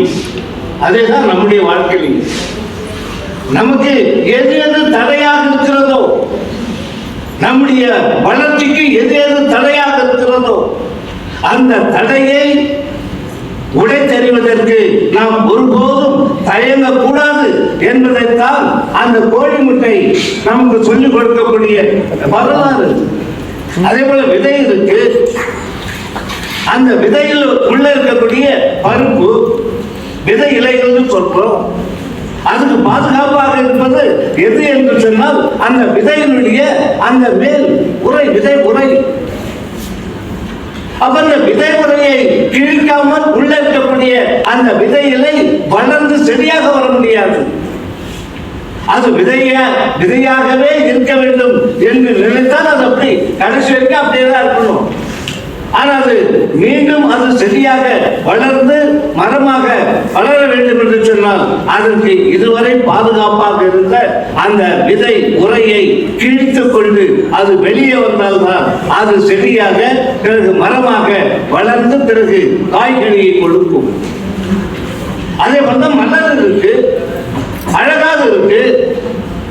அந்த மலர் அழகாக இருக்கிறது என்று அது கடைசி வரைக்கும் அது மலராகவே இருக்கட்டும், பூவாகவே இருக்கட்டும் என்று நினைத்தால் நமக்கு காயும் கிடைக்காது, கனியும் கிடைக்காது. அப்ப நமக்கு காய் கிடைக்க வேண்டும் என்றால் அந்த காய் கனியாக மாற வேண்டும் என்று சொன்னால் ஒன்று மறைய வேண்டும். அந்த மறைவில் இருந்து அதன் அழிவில் இருந்துதான் இன்னொன்று முளைத்து வரும். இதுதான் சமுதாயம். அதே போன்று இன்னைக்கு இருக்கக்கூடிய ஆரம்ப காலத்திலிருந்து பாருங்க, சமுதாயம் எப்படி இருந்தது? அடிமை சமுதாயம் இருந்தது. அதற்கு பிறகு நிலப்பிரபுத்துவ சமுதாயம். அதே போல சமுதாயம் பல மாற்றங்கள் அடைந்து கொண்டே வருது, பல வளர்ச்சிகள் அடைந்து கொண்டே வருது. ஒன்று மறைந்து இன்னொன்று ஏற்படுகிறது. இது இயற்கை, நிலையானது எதுவும் இல்லை. இன்னைக்கு கொடி கட்டி ஒரு அரசாங்கம் கொடி கட்டி பறக்குதுன்னா இது கடைசி வரைக்கும் அப்படியே கொடி கட்டி பறக்காது. ஐயோ இது நம்மால ஒண்ணுமே பண்ண முடியாது, வீழ்த்த முடியாது, இது இப்படியேதான் இருக்கும், நம்ம அடங்கி ஒடுங்கிதான் போகணும், அது போன்ற எண்ணங்கள் அருள் பொறுத்து நம்முடைய உள்ளங்களில் கொஞ்சம் கூட துளிர்விடக்கூடாது. எல்லாம் மாறக்கூடியது, எல்லாம் மாற்றத்திற்கு உரியது. நேற்று இருந்தது போல் இன்று நாம் இல்லை. இந்த கூட்டத்திற்கு வருவதற்கு முன்னால் நீங்கள் எப்படி இருந்தீர்களோ அதே போன்று இந்த கூட்டத்தை விட்டு வெளியே செல்கின்ற பொழுது நீங்கள் இல்லை. உங்கள் உள்ளங்களிலே பல மாற்றங்கள் கண்டிப்பாக ஏற்படும். இது மனித இயல்பு. ஆகவே நம்ம எதற்கும் அஞ்சாமல் பயப்படாமல் துணிந்து நிற்க வேண்டும். எந்த சவாலாக இருந்தாலும் அதை எதிர்த்து நிற்க வேண்டும். பல நண்பர்கள் சொன்னாங்க, பல நாள் போராடணும், ஜெயிலில் இருந்தோம், அப்படியே வாழ்க்கை ஸ்தம்பித்து விட்டதா? இல்லையே. 40 நாள் நான் ஜெயிலில் இருந்தோம், அட்டையை செஞ்சு 40 நாள் ஜெயிலு, 41வது நாள் வெளியே விடுகின்ற பொழுது நான் பல கூட்டத்தில் சொல்வதுதான், தேம்பி தேம்பி அழுதுதான் வந்தேன். அவங்க 40 நாள் சுகபோகமா இருந்த வாழ்க்கையை பறிச்சு வெளியே அனுப்புறாங்களே, கொஞ்சம் நல்லா இருப்பானுங்களா? உண்மையிலே அதே உணர்வு தான். ஜெயில அவ்வளவு சுகபோகம். காலையில் எழுந்துதான் ரோல் கால் எடுப்பான். நம்ம ஊர்ல நம்ம வீட்டுல அப்படி போகும்னா காலையில 6 மணி ஆச்சுன்னா எது வருதோ வரலையோ அருமையான டீ கொண்டு வந்து கொடுப்பாங்க. நான் உண்மையிலே சொல்றேன், அந்த ஜெயில 40 நாள் குடிச்ச டீ இருக்கு பாருங்க, அது போல டீயை இது வரைக்கும் நான் எங்கேயும் சாப்பிட்டேன்.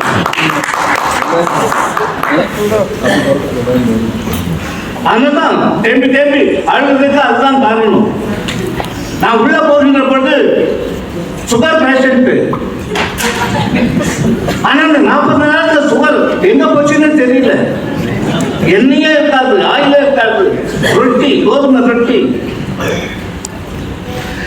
ஒரு நாள் வாரத்துக்கு 3 நாள் ஒவ்வொரு வேலைக்கும் 150 கிராம் மட்டன், சிக்கன் கிடையாது மட்டன், அதுல ஒரு சின்ன எலும்பு கூட பார்க்க முடியாது. இன்னைக்கு நம்ம வீட்டுல யாராவது ஒரு ஆளுக்கு 150 கிராம்னு நம்ம வாங்கி மட்டன் வாங்கி சமைச்சு கொடுக்க முடியுமா?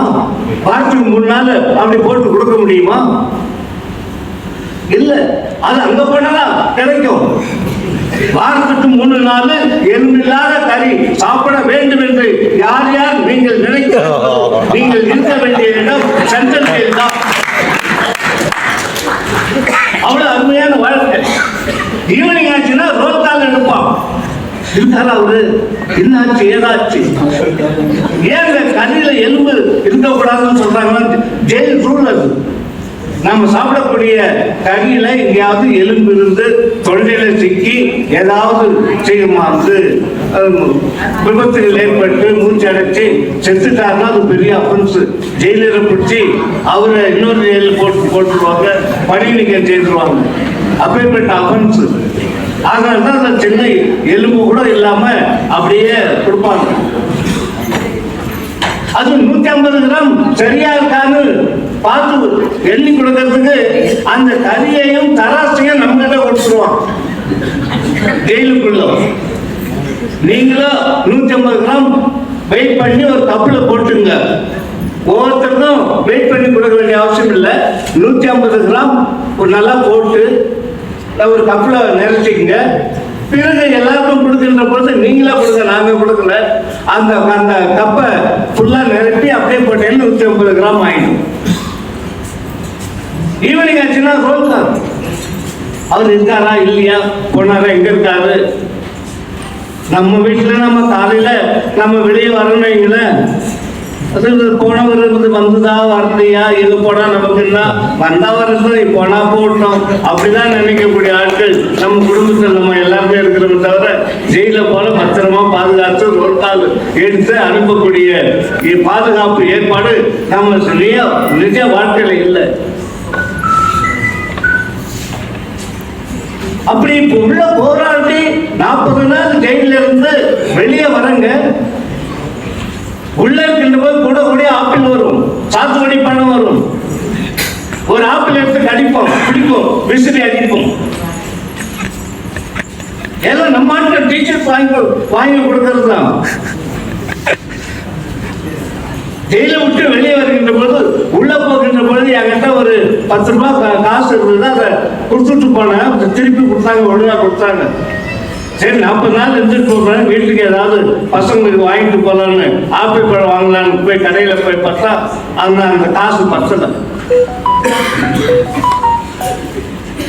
அப்படி அதனால்தான் இந்த ஜெயிலுக்குள்ள இருந்து வெளியே வந்த பொழுது அழுது வந்ததுக்கு காரணம் அதுதான். அதனால அந்த சென்ட்ரல் ஜெயில இடிச்சிட்டு மெடிக்கல் காலேஜை கட்டுகின்ற பொழுது கூட அந்த இடிக்கின்ற காட்சியை நேரடியாக போய் நின்று பார்த்து கண்டடங்கிட்டு வந்தவன் நான். உண்மை இது. 40 நாள் நமக்கு புகலிடம் கொடுத்த இந்த ஜெயில பாவிங்க இடிக்கிறாங்களே, அதே நேரத்தில் ஒரு மெடிக்கல் காலேஜ் வருகிறதே என்ற நம்பிக்கை அது ஒரு உள்ளுக்குள்ள ஒரு உணர்வு, நல்ல உணர்வு இருந்தாலும் அந்த ஏக்கம் விடல. வெளியே வந்த பிறகு என்ன ஆச்சுன்னா 40 நாள் சம்பளம் ஒரு பைசா கூட குறைக்கல. ஜீவோ போட்டார் எம்ஜிஆர். என்ன ஜீவோ போட்டார்னா, அவங்க ஜெயிலில் இருந்தாலும் வேலத்தில் இருந்தாலும் அந்த பீரியடை நாங்கள் டியூட்டி பீரியடாக கருதுகிறோம். டியூட்டி பீரியடா கருதுகிறோம்னா என்ன அர்த்தம்? நான் ஜெயிலில் அங்க இருந்த பாருங்க, அப்ப நான் டியூட்டி செய்யணும். ஜெயிலில் இருந்த பீரியடை கூட டியூட்டி பீரியடாக கருதி 40 நாள் சம்பளம் கொடுத்து வாங்கணும். எம்ஜிஆர் மனமிறங்கி கொடுக்கவில்லை. நம்முடைய போராட்டத்துடைய வீழ்ச்சி தான் அவரை அப்படி பண்ண வைத்தது. இது அப்படியே விட்டோம்னா கண்டிப்பாக அது ரிஃப்ளெக்ட் ஆகும், பாதிக்கும், பெரிய பாதிப்பை உண்டாக்கும் என்று உணர்ந்தவர்களுடைய அடிப்படையில் தான் 40 நாள் ஜெயிலில் இருந்த அந்த நாட்களை கூட டியூட்டி பீரியடாக நம்ம கருதி சம்பளம் கொடுத்தது. ஹஸ்பண்ட் அண்ட் ஒய்ஃப் 2 பேர் ஜெயிலுக்கு வந்திருந்தா வந்தாங்க. அப்படியே அந்த 40 நாள் சம்பளம் 2 பேரும் வாங்கி என்ன பண்ண, எல்லா சாப்பாடு செல்லையும் ஜெயிலு பார்த்துக்கிட்ட அந்த 40 நாள் சம்பளத்தை வாங்கி எஃப்டியில போடக்கூடிய அளவுக்கு அவங்க முன்னேறி இருந்தார்கள். அவன் போராட்டம்னா பயப்பட வேண்டிய அவசியம் இல்லை. அப்படியே இவ்வளவு வசதிகள் ஜெயிலன்னா இப்ப நம்ம ஜெயிலுக்கு போனோம்னு வச்சுங்களேன், வெளியே வர மாட்டோம். அவன் பிடிச்சி கழுத பிடிச்சி தந்தாங்களோ நான் போக மாட்டேன்னு சொல்லுவோம். அந்த அளவுக்கு இப்ப ஜெயில நல்ல சீர்திருத்தங்கள்லாம் பண்ணி வச்சிருக்கு. ஆகவே நம்ம கோரிக்கைகளை வென்றெடுப்பதற்கு போராட்டங்கள் தீவிரமாக வருகின்ற பொழுது யாரும் தயங்கக்கூடாது. ஜாம் என்று வீரன் நடை போட்டு நான் முந்தி நீ முந்தி என்று நீங்கள் போட்டி போட்டுக் கொண்டு அந்த போராட்டத்தை கலந்து கொள்வதற்கு நீங்கள் தயாராக இருக்க வேண்டும். நீங்கள் மட்டும் தயாராக இருந்தால் போராட்ட உங்களை சுற்றி உங்களுடைய பள்ளியிலே இருக்கக்கூடிய ஆசிரியர் பெருமக்களையும் தயார்படுத்த வேண்டும் என்று அன்போடு கேட்டுக்கொள்கிறேன்.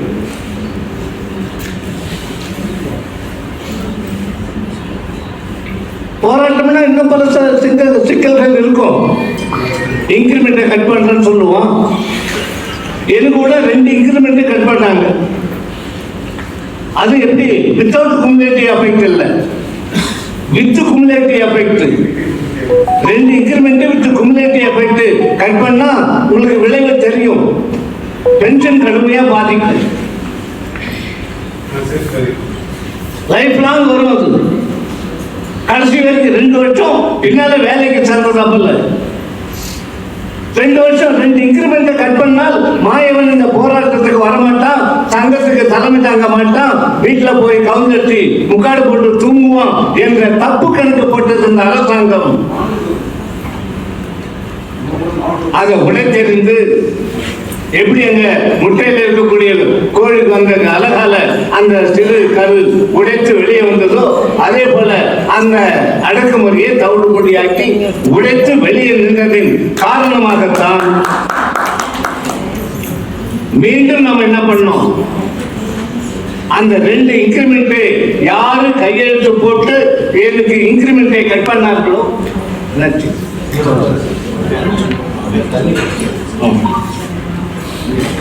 அதே கையால் அந்த 2 இன்கிரிமெண்ட்டையும் நாங்கள் திருப்பி கொடுக்கிறோம் என்று திருப்பி ஆர்டர் போட்டு வாங்கியதுதான் நம்ம. இது வரைக்கும் பாருங்க, எந்த போராட்டத்திலேயாவது நம்ம சம்பள இழப்பு பெற்றிருக்கிறோமா? இல்லை. கண்டிப்பாக ஒரு கோரிக்கையை கடைசி அன்னைக்கு கோரிக்கையா வைத்தாதான் வாங்குவோம். அதே போலதான் இன்னைக்கு நம்முடைய அந்த பழைய பென்ஷன் திட்டத்தை கண்டிப்பாக நாம் பெறுவோம் என்ற நம்பிக்கை நமக்கு உறுதியாக இருக்கிறது. அதை நோக்கி நாம் வீர நடை போட வேண்டும்.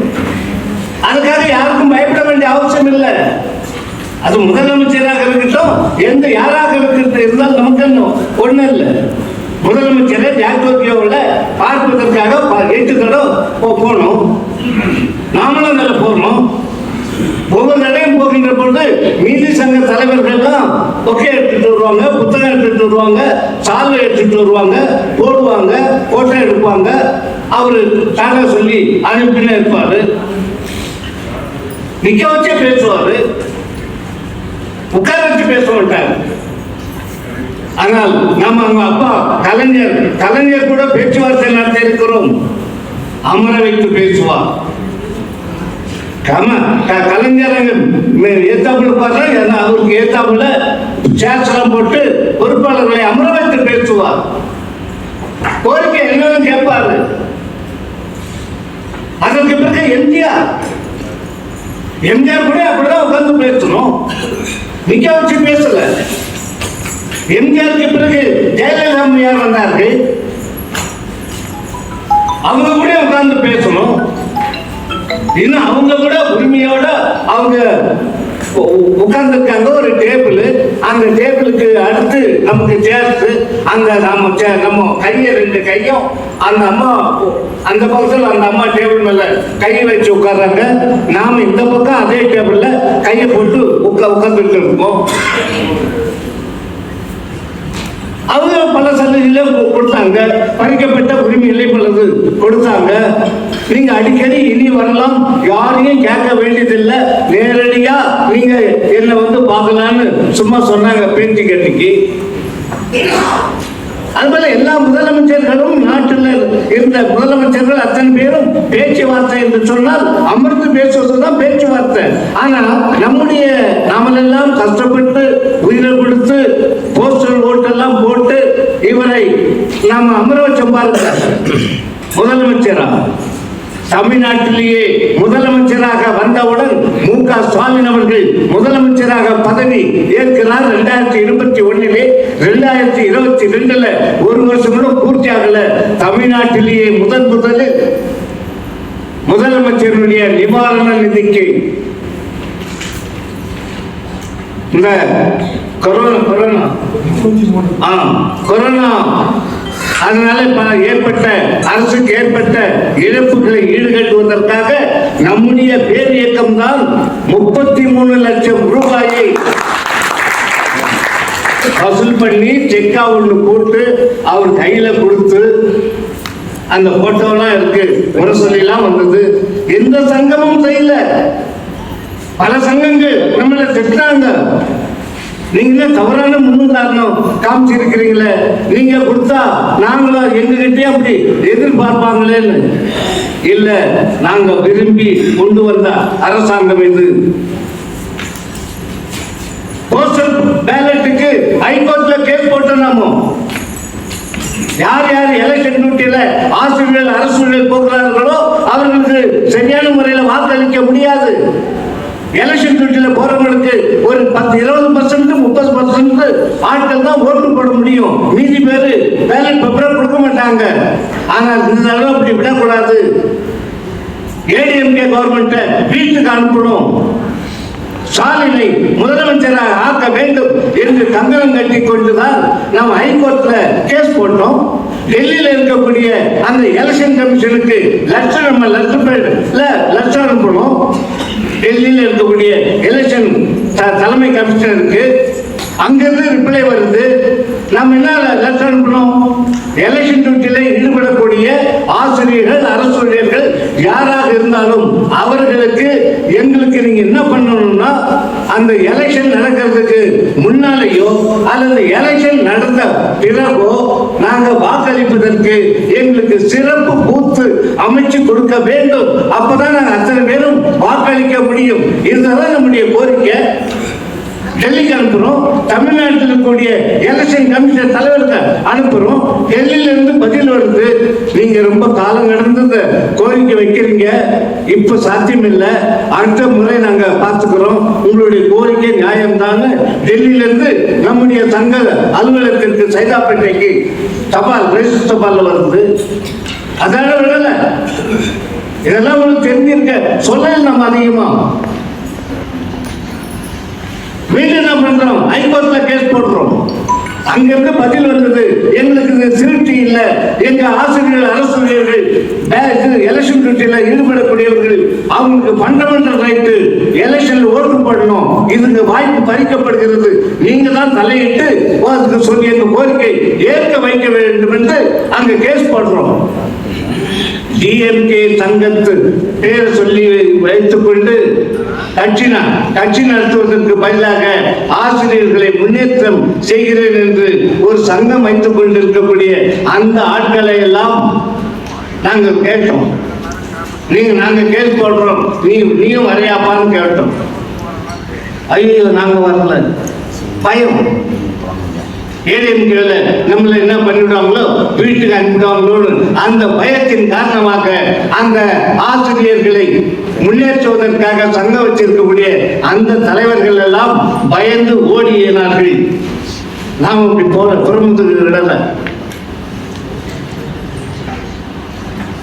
நாம இப்போ அட்வொகேட் ஜெனரலாக இருந்த விடுதலை, என் கூட லா காலேஜில் பிஎல் படிச்சவர், ஈவினிங் காலேஜ் படித்தவர் விடுதலை.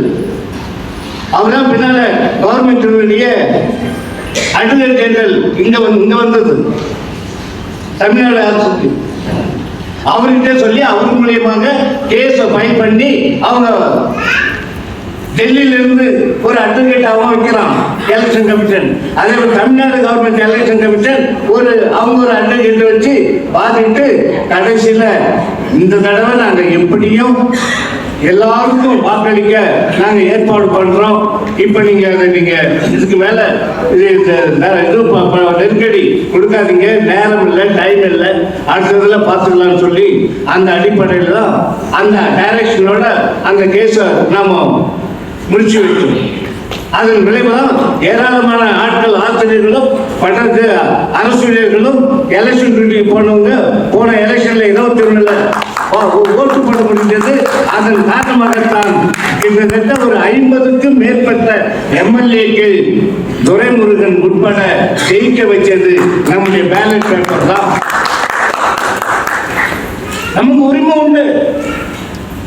அதனால்தான் 33 லட்சத்தை யாருமே முன்முயற்சி எடுக்காத காலத்தில் நாம முன்முயற்சி எடுத்து வசூல் பண்ணி கொடுத்தோம். அப்ப பேச்சுவார்த்தைக்கு நம்ம போறோம், நம்ம வெறுங்கையோட போறோம். எல்லாரும் சால்வாதெல்லாம் போடுறாங்க, நாம வாயால சால்வ போட்டோம். என்ன சொன்னோம், முதலமைச்சர் கிட்ட நேரடியா சாலைகிட்டே சொன்னோம், முதல்வர் அவர்களே, சட்டசபையில நீங்க உட்கார்ந்து இருக்கிறீங்க, உங்களுடைய நிதி அமைச்சர் மதுரை பழனிவேல் தியாகராஜன் உங்க நிதி அமைச்சர் உங்களை வைத்துக் கொண்டே தமிழ்நாட்டில் பழைய பென்ஷன் கொடுப்பதற்கு சாத்தியமே இல்லை என்று சொல்லுகிறார். நீங்கள் அப்படி தலையை தூக்கி அவரை பார்த்து அவர் சொல்றதை கேட்டு ரசிக்கிறீங்க. எப்படி நீங்க இதை அனுமதிச்சீங்க? நீங்க ஆட்சிக்கு வந்தால் நாங்க பழைய பென்ஷன் திட்டத்தை அமல்படுத்துவோம் என்று சொன்ன நீங்க உங்களை வைத்துக் கொண்டே உங்களுடைய நிதியமைச்சர் சட்டசபையில பேசுகிறார் என்று சொன்னால் நீங்கள் எப்படி அனுமதித்தீர்கள்? இந்த கேள்விதான். அவரை வைத்துக் கொண்டு நாம நேரடியாக அவர்கிட்ட பேசணும். இதுக்கு சாட்சி யாருன்னா நம்முடைய கல்வி அமைச்சர் அன்பில் பொய்யமொழி இருக்காரு. அடுத்து நம்முடைய பழைய கல்வி அமைச்சர் இப்ப நிதி அமைச்சராக இருக்கக்கூடிய தங்கம் தென்னரசு அவர் இருக்காரு. அவர்களை வைத்துக் கொண்டு தான் பேசணும். அவர் அப்படியே ஒரு முகம் மாறி போச்சு அவருக்கு, முதலமைச்சர். இதே நிலை நீடித்தால் அவர்கிட்ட இன்னும் சொல்றோம், இதே நிலை நீடித்தால் நாமெல்லாம் கஷ்டப்பட்டு உருவாக்கிய உங்களுடைய ஆட்சியை கவிழ்ப்பதற்கு, ஊற்றி மூடுவதற்கு அவர் ஒருவரே போதும். நம்ம அவர்கிட்ட மாலையாக கொடுத்தது இதுதான், பூங்கொத்தா கொடுத்தது இந்த கொத்தை தான் அவருக்கு பூங்கொத்தா நாம கொடுத்தோம். அதனுடைய விளைவுதான் உங்களுக்கு தெரியும். பழனிவேல் தியாகராஜன் அந்த நிதியமைச்சர் பொறுப்பிலிருந்து நீக்கப்பட்டது உங்களுக்கு தெரியும். அது மட்டும் போதாது, அதுக்கு பிறகு நம்ம சந்திக்கிறோம் அவரை. அதுக்கு முன்னால சந்திக்கின்ற பொழுது எல்லாரும் போட்டோ எடுப்பாங்க, என்னையும் போட்டோ எடுப்பாங்க, அவங்களுடைய முரசொலியில் வரும். ரெண்டாவது இன்னொரு தடவை சந்திக்கின்ற பொழுதும் இன்னும் நீங்க எங்களுடைய கோரிக்கை நிறைவேற்றவே இல்லை, நீங்க பேச்சுவார்த்தைன்னு சொல்லி சும்மா அதெல்லாம் மரியாதை மாற மரியாதை அதுதான் வாங்கிட்டு போறீங்க. நீங்க வாயை திறந்து ஒன்று அதை நிறைவேற்றுவேன் நிறைவேற்ற மாட்டேன் என்று ஒண்ணுமே சொல்ல மாட்டீங்க மாண்பு முதல்வர் அவர்களே என்று சொன்ன பொழுது அதை அப்படியே தலையாட்டின்னு அப்படியே போனாரு. அந்த சமயத்துல எல்லாரும் போட்டோ எடுத்தாரு, என்ன போட்டோ என்ன அப்படி கேள்வி கேட்கறதுதான் நமக்கு தெரியும். இப்படி கேள்வி கேட்பதால் நம்மளை ஒழுங்கு பண்ண முடியாது, புடிச்சு கையில போட முடியாது. எந்த செக்ஷன்லயாவது ஐபிசியில் ஏதாவது செக்ஷன்ல போட்டு எல்லாம் தள்ளுவதற்கு வாய்ப்பில்லை. ஏனென்றால் நாம் நியாயமான கேள்வியை நம்ம கேட்கிறோம். இது வரைக்கும் நம்ம அவரை பார்க்கலாங்க, உட்கார்ந்து பேசதான் இல்லை. மொத்தம் ஒரு 30 பேர் இப்ப இந்த குழு அமர்ந்து 80 பேர், ஒரு சங்கத்துக்கு 2 பேர் 40 சங்கத்தை கூப்பிடுறாங்க. 80 பேர் வச்சு பேச முடியுது. ஒரு 30 பேரை வச்சு அவர் முதலமைச்சர் பேச முடியாதா? வாய் திறந்து இன்னி வரைக்கும் அவர் சொல்லல. அதனால்தான் அவர் மேல நமக்கு அவ்வளவு கடும் கோபம் வருவதற்கு காரணம் அதுதான், அவரை சாடுவதற்கு காரணம் அதுதான்.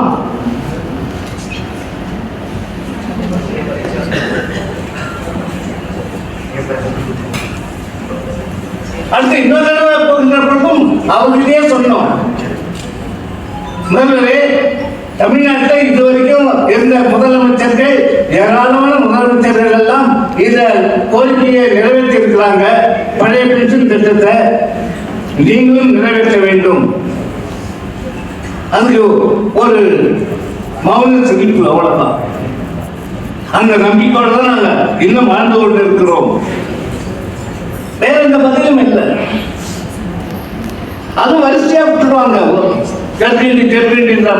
திருப்பதியில சாமியை கும்பிட்றதுக்கு வரிசையில போ தள்ளி விட்டுனே இருப்பான்.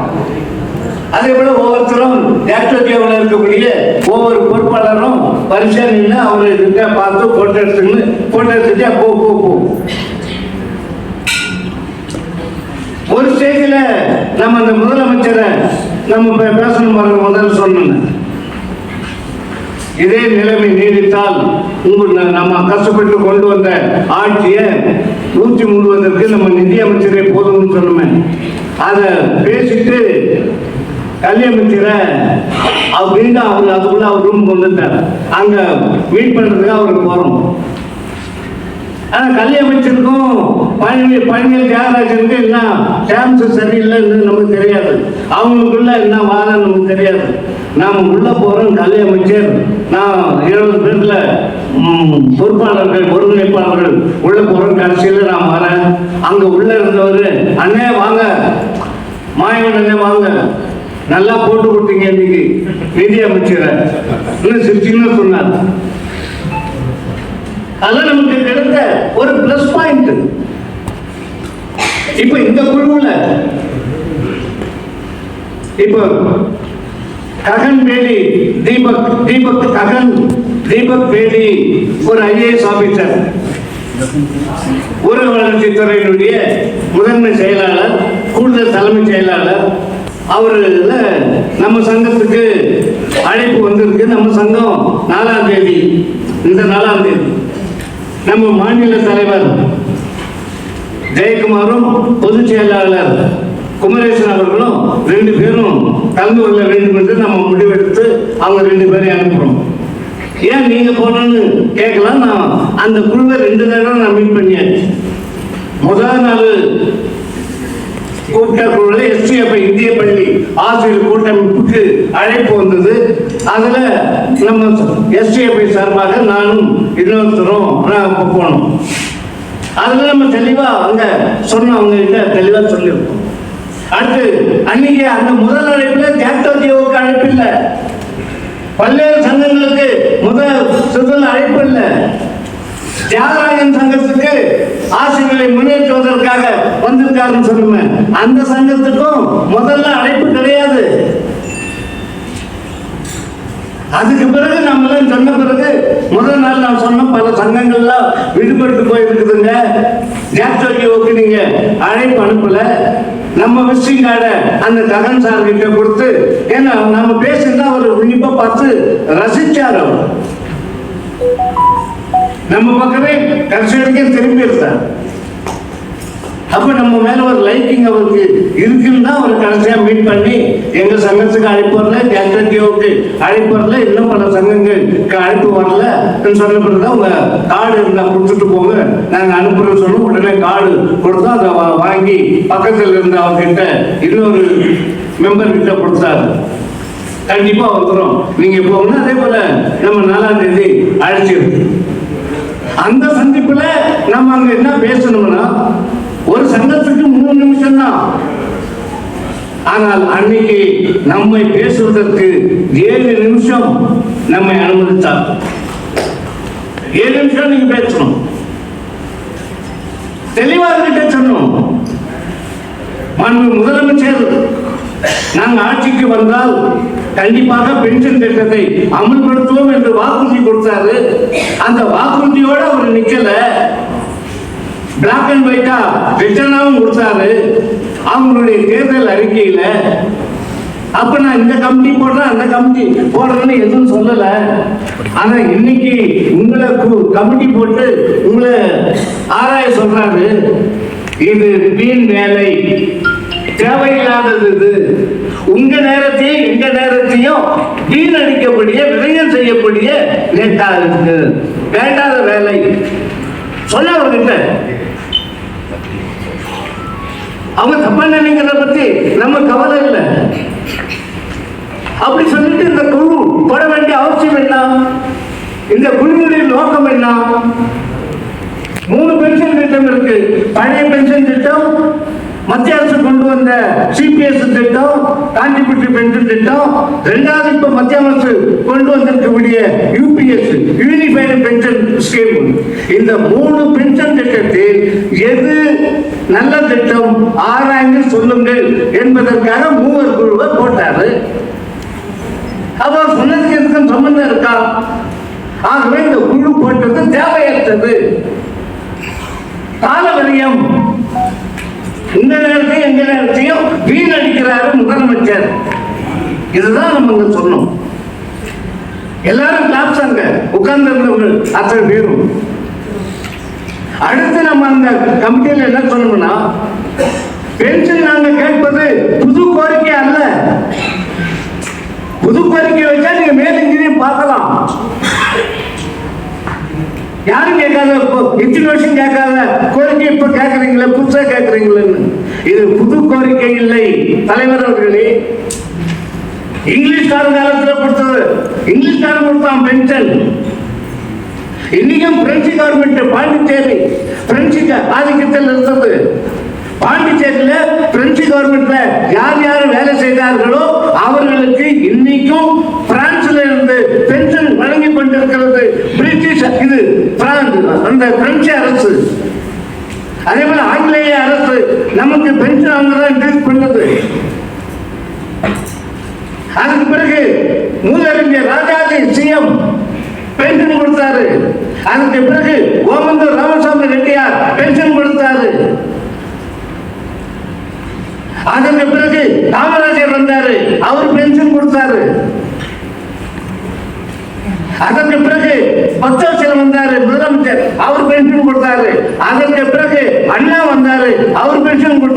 அதுக்கு பிறகு கலைஞர் வந்தாரு, அவரு பென்ஷன் கொடுத்தாரு. அதுக்கு பிறகு எம்ஜிஆர் வந்தாரு, அவரு பென்ஷன் கொடுத்தாரு. இதையெல்லாம் வரிசை கிரமமாக அந்த குழுவுல இதே டோன்ல பேசுறேன்.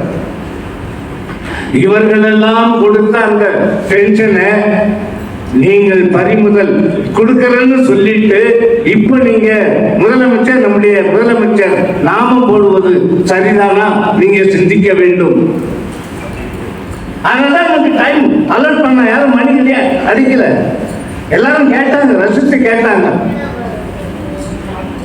அந்த பென்ஷனை நாங்க கேட்கிறோம். இன்னொரு பாயிண்ட் நாங்க சொல்றோங்க, அவங்க கிட்ட சொன்னது, காமராஜர் முதலமைச்சராக இருந்த பொழுது தமிழ்நாட்டுடைய மொத்த வருவாய் 100 கோடி தான், அதுக்கு மேல தாண்டல. பிறகு அண்ணா அவர்கள், கலைஞர் அவர்கள் முதலமைச்சராக வந்த பொழுது தமிழ்நாட்டினுடைய மொத்த வருவாய் 100 கோடி என்பது 200 கோடி, 250 கோடி, அதுக்கு மேல தாண்டல. அந்த வருமானத்தை வைத்துக் கொண்டு அவர்கள் எல்லாம் பென்ஷனை கொடுத்தார்கள். ஆனா இன்னைக்கு தமிழ்நாட்டுடைய வருவாய் நான் சொல்லி உங்களுக்கு தெரிய வேண்டிய அவசியம் இல்லை, உங்களுக்கே தெரியும். இருந்தாலும் நான் சொல்லுகிறேன், போன பட்ஜெட்ல தமிழ்நாடு அரசு எவ்வளவு வருவாய் சொன்னது தெரியுங்களா? 3 லட்சத்துல இருந்து 4 லட்சம் கோடி. 100 கோடி 200 கோடி எங்க, இது 3 லட்சம் கோடி எங்க? இவ்வளவு வருவாயை வைத்துக் கொண்டு நாங்க நிதிநிலை மோசமாக இருக்கிறது, பென்ஷன் கொடுக்க முடியாது என்று தமிழக அரசு சொல்வதை ஒரு காரணமும் எங்களால் ஏற்க முடியாது. நீங்கள் எங்களுக்கு பென்ஷன் கொடுத்தே ஆக வேண்டும். உங்களுடைய ரெக்கமெண்டேஷன் அதுவாகத்தான் இருக்க வேண்டும். அப்படிதான் ஒரு திட்டம் சொல்லணும். ஆனால் இன்னும் கிளாப்ஸ் அங்க நமக்கு வந்தது. அடுத்து கடைசியா ஒரு பாயிண்ட் சொல்லுகிறேன். அவங்க கிட்ட சொன்னது, ஒரு 4 நாளுக்கு முன்னால முதலமைச்சர் கிட்ட ஒரு நிருபர் கேட்கிறாரு, ஸ்டாலின் கிட்ட ஒரு நிருபர் கேட்கிறாரு, பென்ஷன் ஆசிரியர்களுக்கும் அரசுகளுக்கும் நீங்க கொடுக்க முடியுமா? இன்னும் சிறு காலத்தில் உங்க 5 ஆண்டு முடிய போகிறதுன்னு கேட்கிறாரு ஒரு நிருபர். அதுக்கு முதலமைச்சர் என்ன சொல்றாரு, நான் ஒரு கமிட்டி போட்டிருக்கேன், ஒரு குழு போட்டிருக்கேன், 3 குழு போட்டிருக்கேன். அந்த குழு அவங்க அமர்ந்து பேசி ஒரு ரிப்போர்ட் அவங்க கொடுப்பாங்க. அதனுடைய அடிப்படையில் நான் பென்ஷன் கொடுக்கலாம். ஓகே, மேட்டுப்பாளையம் பக்கம் போறப்ப யானை பாத்தீங்களா?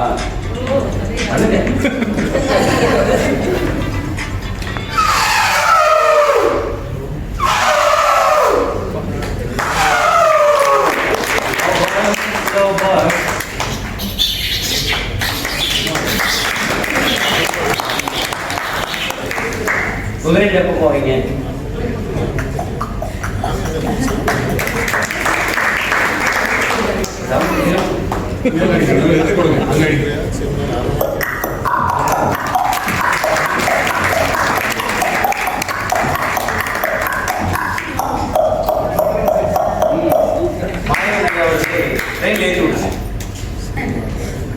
இது இந்த காலத்து ட்ரெயின் இல்லை, பழைய காலத்து ட்ரெயின்.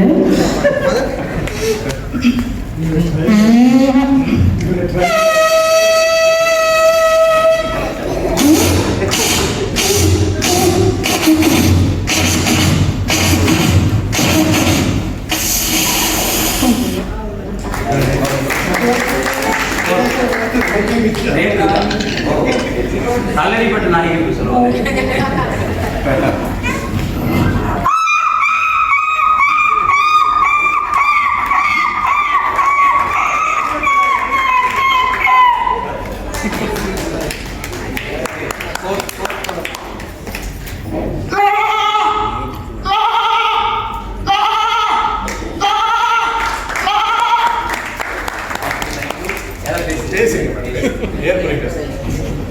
இந்த விழாவினை சிறப்பிக்க வந்திருக்கும் உங்கள் தலைவர்களுக்கும் சங்கத்தினர் அவர்களுக்கும் எல்லாருக்கும் என்னுடைய மதிய வணக்கத்தை நான் தெரிவித்துக் கொள்கிறேன்.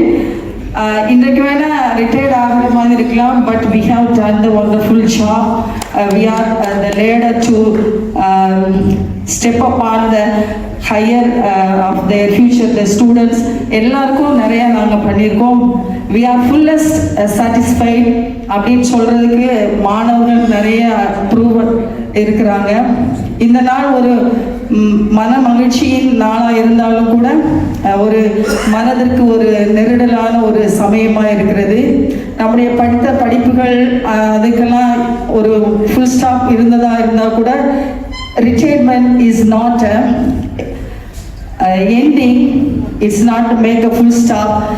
There will be a start, the new beginning for the new hope and the new second phase of the life.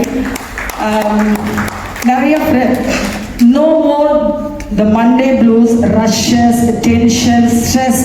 We are stress free for the further years, coming years. And we have so many friends, especially the couch and the bed. No more rush up. அது மாதிரி ஃப்ரீயாக இருக்கலாம், நிறைய books படிக்கலாம், நிறைய tension ஃப்ரீயாக இருக்கலாம். So enjoy இந்த செகண்ட் ஃபேஸு நம்ம ரிட்டைர்மெண்ட் ஆகிற ஃப்ரெண்ட்ஸுகளுக்கெல்லாம் இருக்கும். I wish you all the very best. Thank you for the opportunity to given me do something in the midst of yourself. Thank you, Ananda. I thank you. Happy long life and God bless you each and everyone. Those who retired this day and the function attend பண்ண எல்லாருக்கும் நன்றி. Thank you so much. நிதித்துறையினுடைய இசைவு அப்படின்னு சொல்லிட்டு 7வது பாயிண்டா எந்த தேதியில் வந்து அவங்க இப்போ ஜூன் மாதம் உதாரணம் 28ஆம் தேதி ஆர்டர் வெளியிடுறாங்கன்னா 25 வந்து நிதித்துறையில் 25ஆம் தேதியே நிதித்துறையில் ஒரு வார காலம் முன்பாகவே அவங்க இசைவு வாங்கியிருக்காங்க. அதையும் கோட் பண்ணாலும் கூட அது எந்த ஒரு ஜிஓவையும் நம்ம வந்து ரெஃபரன்ஸ் கொடுக்குற போது அவங்க அதில் வந்து ஏற்றுக்கிறதுக்கு தயாராக இல்லை. அது வந்து ஃபினான்ஸ்லேருந்து வந்தால் தான் நாங்கள் அக்செப்ட் பண்ணிக்குவோம்னு சொல்லி கிட்டத்தட்ட 6 மாத கால போராட்டம். அதுக்கு ரொம்ப, அதாவது தங்கம் செய்யாததை கூட சங்கம் செய்யும்னு சொல்லுவாங்க. இந்த போராட்ட காலத்தில் வந்து எனக்கு ரொம்ப உறுதியானவங்க கோவை மாவட்ட DC members, especially Saravanan sir, Arulanandan sir, Velraj sir, Venu sir, அதே போல் கவிதா மேம், இப்படி அந்த ஆஃபீஸ் பேரண்ட்ஸ் வந்து நம்ம கூப்பிட்ட பொருளுக்கு உடனே ஓடோடி வந்தாங்க. அதிகாரிகளை பார்த்து முறையிட்டு பேசி ஒரே ஒரு தெளிவாக ஒருத்தர் குமரேசன் சார்னு ஒரு மாவட்ட தலைமை கருவூல அதிகாரி வந்தவர் தான் பொறுப்பாக பதில் சொல்லி எங்களுக்கு அந்த குறைய போக்குனவர். அஃப்கோர்ஸ் அதுக்கு ஒரு தீர்வும் அவர் மூலமாக நிறைய கருவூலங்களுக்கு கிடைச்சிது. இந்த நேரத்தில் அவருக்கு நன்றி சொல்ல கடமைப்பட்டிருக்கிறோம். அவர் சொன்ன ஒரே பாயிண்ட்டு, நிதித்துறை இசைவுன்னு சொல்லி அந்த இசைவோடு தானே கல்வித்துறை அந்த ஜீவோ வெளியிடுறாங்க. அப்போது ஒவ்வொரு துறைக்குமே வந்து நிதித்துறை தனியாக ஆர்டர் போட்டுட்டு இருக்க முடியாதுங்கிறதுக்காக தான் நிதித்துறையும் சரி, உள்ளாட்சித்துறையும் சரி, சுகாதாரத்துறையும் சரி, எல்லாமே தமிழ்நாடு அரசு கவர்மெண்ட்டுக்கு கீழே தான் வருது ஒழிய அதொன்று ஆந்திரா கவர்மெண்ட்லேயோ கேரளா கவர்மெண்ட்டுக்கு கீழே வர்றது இல்லையே, நான் பார்த்துக்கிறேன் போவேன்னு சொல்லி தைரியமாக அவர் அந்த மாதிரியான ஒரு ஆறுதலை சொல்லி நம்மளுக்கெல்லாம் அந்த ஒரு பிரச்சனைக்கு ஒரு முற்றுப்புள்ளியும் வச்சார். இதுபோல் நிறைய பிரச்சனைகள் தலையிடுவதற்கு காரணம் இந்த அதிகாரிகள் தான். ரொம்ப மெத்தனை போகும். அங்கே சென்னை வரைக்குமே மூவ் பண்ணியாச்சு. எல்லா சங்க தலைவர்களுமே அவங்க பங்குக்கு என்னென்ன செய்யணுமோ அத்தனை முயற்சி எடுத்தும் கூட கடைசியில் இந்த அதிகாரி நினச்சி தான் அதை பண்ண முடிஞ்சுது. அது பெனிஃபிட் ஆஃப் த டவுட், சந்தேகத்தின் பலன் வந்து எப்பொழுதுமே கண்டிப்பாக அரசு ஊழியருக்கு சாதகமாக, ஆசிரியருக்கு சாதகமாக தான் இருக்கணும் அப்படின்றத அவர் வச்ச பாயிண்ட்டு. அதே போல் நிறைய கருவூல அதிகாரிகள் கோவையிலேயே வந்து தெற்கு வடக்கில் பார்த்தோன்னு சொன்னால் அங்கே வந்து அவங்க பிடிக்கல. அதையும் சொன்னாலும் இந்த சூலூரோ அன்னூரோ இங்கே கிணத்து கடவுள் தான் அது ஆரம்பித்த பிரச்சனை. இந்த தகவலை உங்கள்கிட்ட நான் அந்த நேரத்தில் பகிர்ந்துக்கிறேன். அதுக்கு காரணம் வந்து அவர் சென்னையிலேருந்து வந்த அதிகாரியா இங்கே புதுசாக வந்து அதை தோண்டி எடுத்துருக்காரு. அந்த புதைகளை கண்டுபிடிச்சி அது நம்மளுக்கு பாதகமான அந்த ஒரு அறிவிப்பை வந்து ஜீவோவை நடைமுறைப்படுத்துறதுக்காக படத்தில் அவ்வளோ ஒரு பாதிப்பை ஏற்படுத்தி இன்றைக்கு வரைக்கும் அது ஒன்றும் தெளிவு கிடைக்காமல் இருக்குது.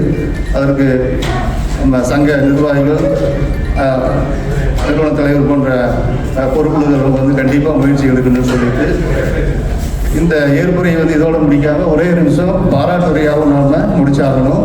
காரணம், இவ்வளவு சிறப்பாக முந்தைய ஆண்டை விட இந்த ஆண்டு பரவாயில்ல, அதை காட்டிலும் பெட்டராக இருக்குது அப்படின்றது போல் ஒவ்வொரு ஆண்டும் தொடர்ந்து பல ஆண்டுகளாக இப்போ என்னுடைய ஆசிரியர் எங்கூட பேசிகிட்டு இருக்கிறவங்க கூட சொன்னாங்க, நாங்கள்லாம் ஓய்வு பெற காலத்துக்கும் கூட இந்த மாதிரி பாராட்டுகளாக இருக்குமான்னு தெரியும். அவர் வந்து சந்தேகமாக சொல்கிறாரு. ராஜன் பாபு அவர்கள் வந்துட்டு கண்டிப்பாக நம்ம சங்கம் இருக்கிற வரைக்கும் இது போன்ற விழாக்கள் தொடர்ந்துக்கிட்டே இருக்கும். காரணம் அது வந்து பாராட்டு விழான்றது வந்து எந்த துறைக்கு இருக்கோ இல்லையோ ஆசிரியர் துறைக்கு கண்டிப்பாக இருந்தாகணும். இந்த candle lighted candle loses nothing by lighting another கேண்டில்னு சொல்லுவாங்க. நம்ம வந்து எரிகின்ற மெழுகுவர்த்திகள் எத்தனையோ மெழுகுவர்த்திகளை நம்ம எரிய வைக்கிறோம். கோர்ஸ் இருளை அறியாமை இருளை போக்கி அறிவு வெளிச்சத்தை வந்து மாணவர்களுக்கு கொடுப்பதற்காக ஒரு மெழுகுவர்த்தியாக உருகி இருக்கோம். நம்ம கண்டிப்பாக கல்வித்துறைக்கு குறிப்பாக ஆசிரியர் பெருமக்களுக்கு இப்படிப்பட்ட ஒரு பாராட்டு தேவையான ஒன்று. அதை சிறமேற்கொண்டு நமது கோவை மாவட்ட TNHHSSGT big hats off to the office bearers because they made a grand success. இந்த ஆண்டு பொறுத்த வரைக்கும் ஒவ்வொரு ஆண்டும் போல